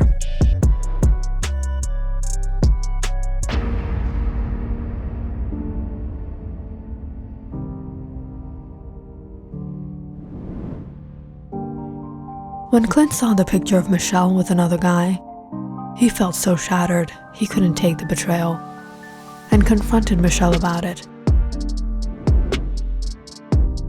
I saw you with your colleague.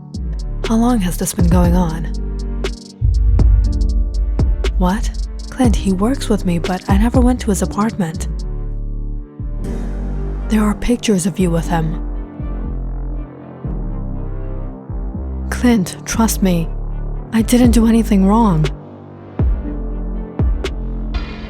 How can you say you're innocent when every evidence is against you? In a rage, Clint broke up with Michelle and kicked her out of the house. But soon, he started to feel guilty about it, thinking where she was and how she was.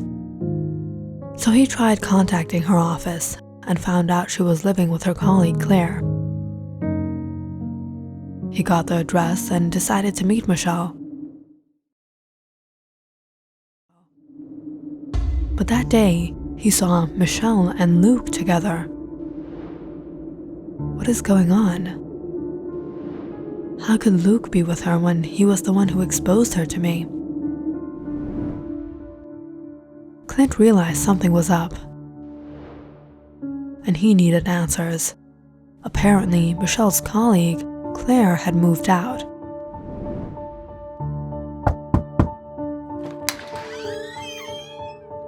Who are you? Are you Claire? What do you think you're doing? Get out or I'll call the police. I'll kill you before cops even get here. What do you want? What game is going on? What game? You, Clint, and Michelle? I don't know what. Don't even try. All right, I'll tell you. Luke became obsessed with Michelle from the very moment he saw her, and soon started stalking her. He found out where she worked, where she lived, and what she did. And his obsession for her grew. He wanted to have her. He wanted her to be only his. But then, Michelle rejected him, and Luke couldn't bear it. He would do anything to have her. So Luke began to scheme. And that's when he got his eyes on Claire. Luke found out Claire was already in a relationship, but was having a secret affair with her boss. So, on the right opportunity, he took some intimate pics of them and started blackmailing Claire.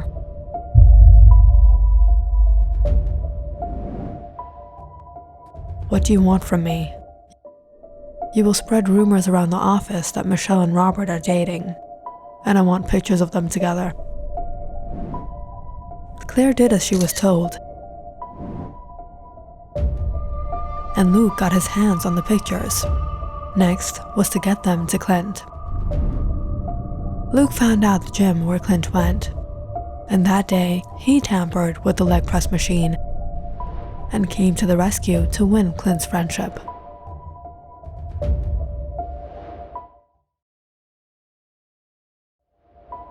Knowing that Clint would be out of town during that time, he used this to his advantage and poisoned his mind against Michelle and ruined their relationship. Here's her pic. And after they finally broke up, Luke set his bait. She's staying at the hotel. Go and offer her to move in with you. Over the days that Luke had been stalking Michelle, he got to know her likes and dislikes and set up the apartment just how she would like it. And once she moved in, he asked Claire to move out so he could move in and lure Michelle to him. Please, it wasn't my fault. He was blackmailing me. What is going on? Break up with her. She's been cheating on you with her boss. What? I can explain. Now no one can blackmail you again.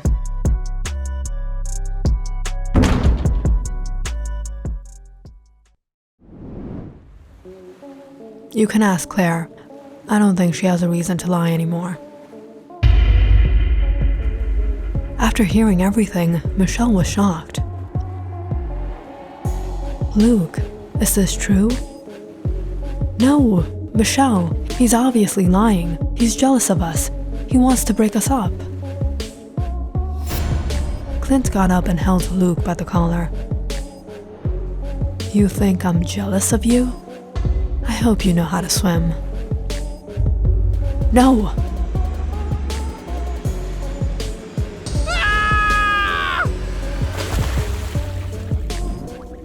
Clint, are you crazy?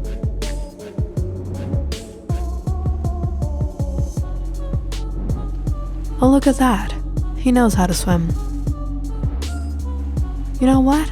He's right. I am jealous. I don't know how to swim. Clint chuckled as he looked at Michelle. I'm sorry, Michelle. I should have trusted you. No, it wasn't your fault. We all fell into his trap. First he poisoned your mind and then he baited me. All of a sudden, Luke yelled out, Michelle, he's lying! He doesn't love you! I love you!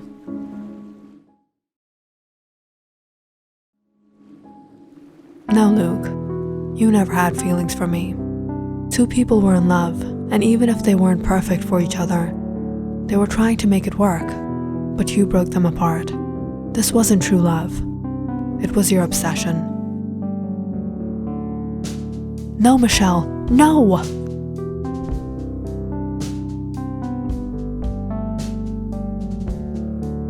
Click on the subscribe button and check out more awesome videos on our channel. And don't forget to press the bell icon because you know it's interesting.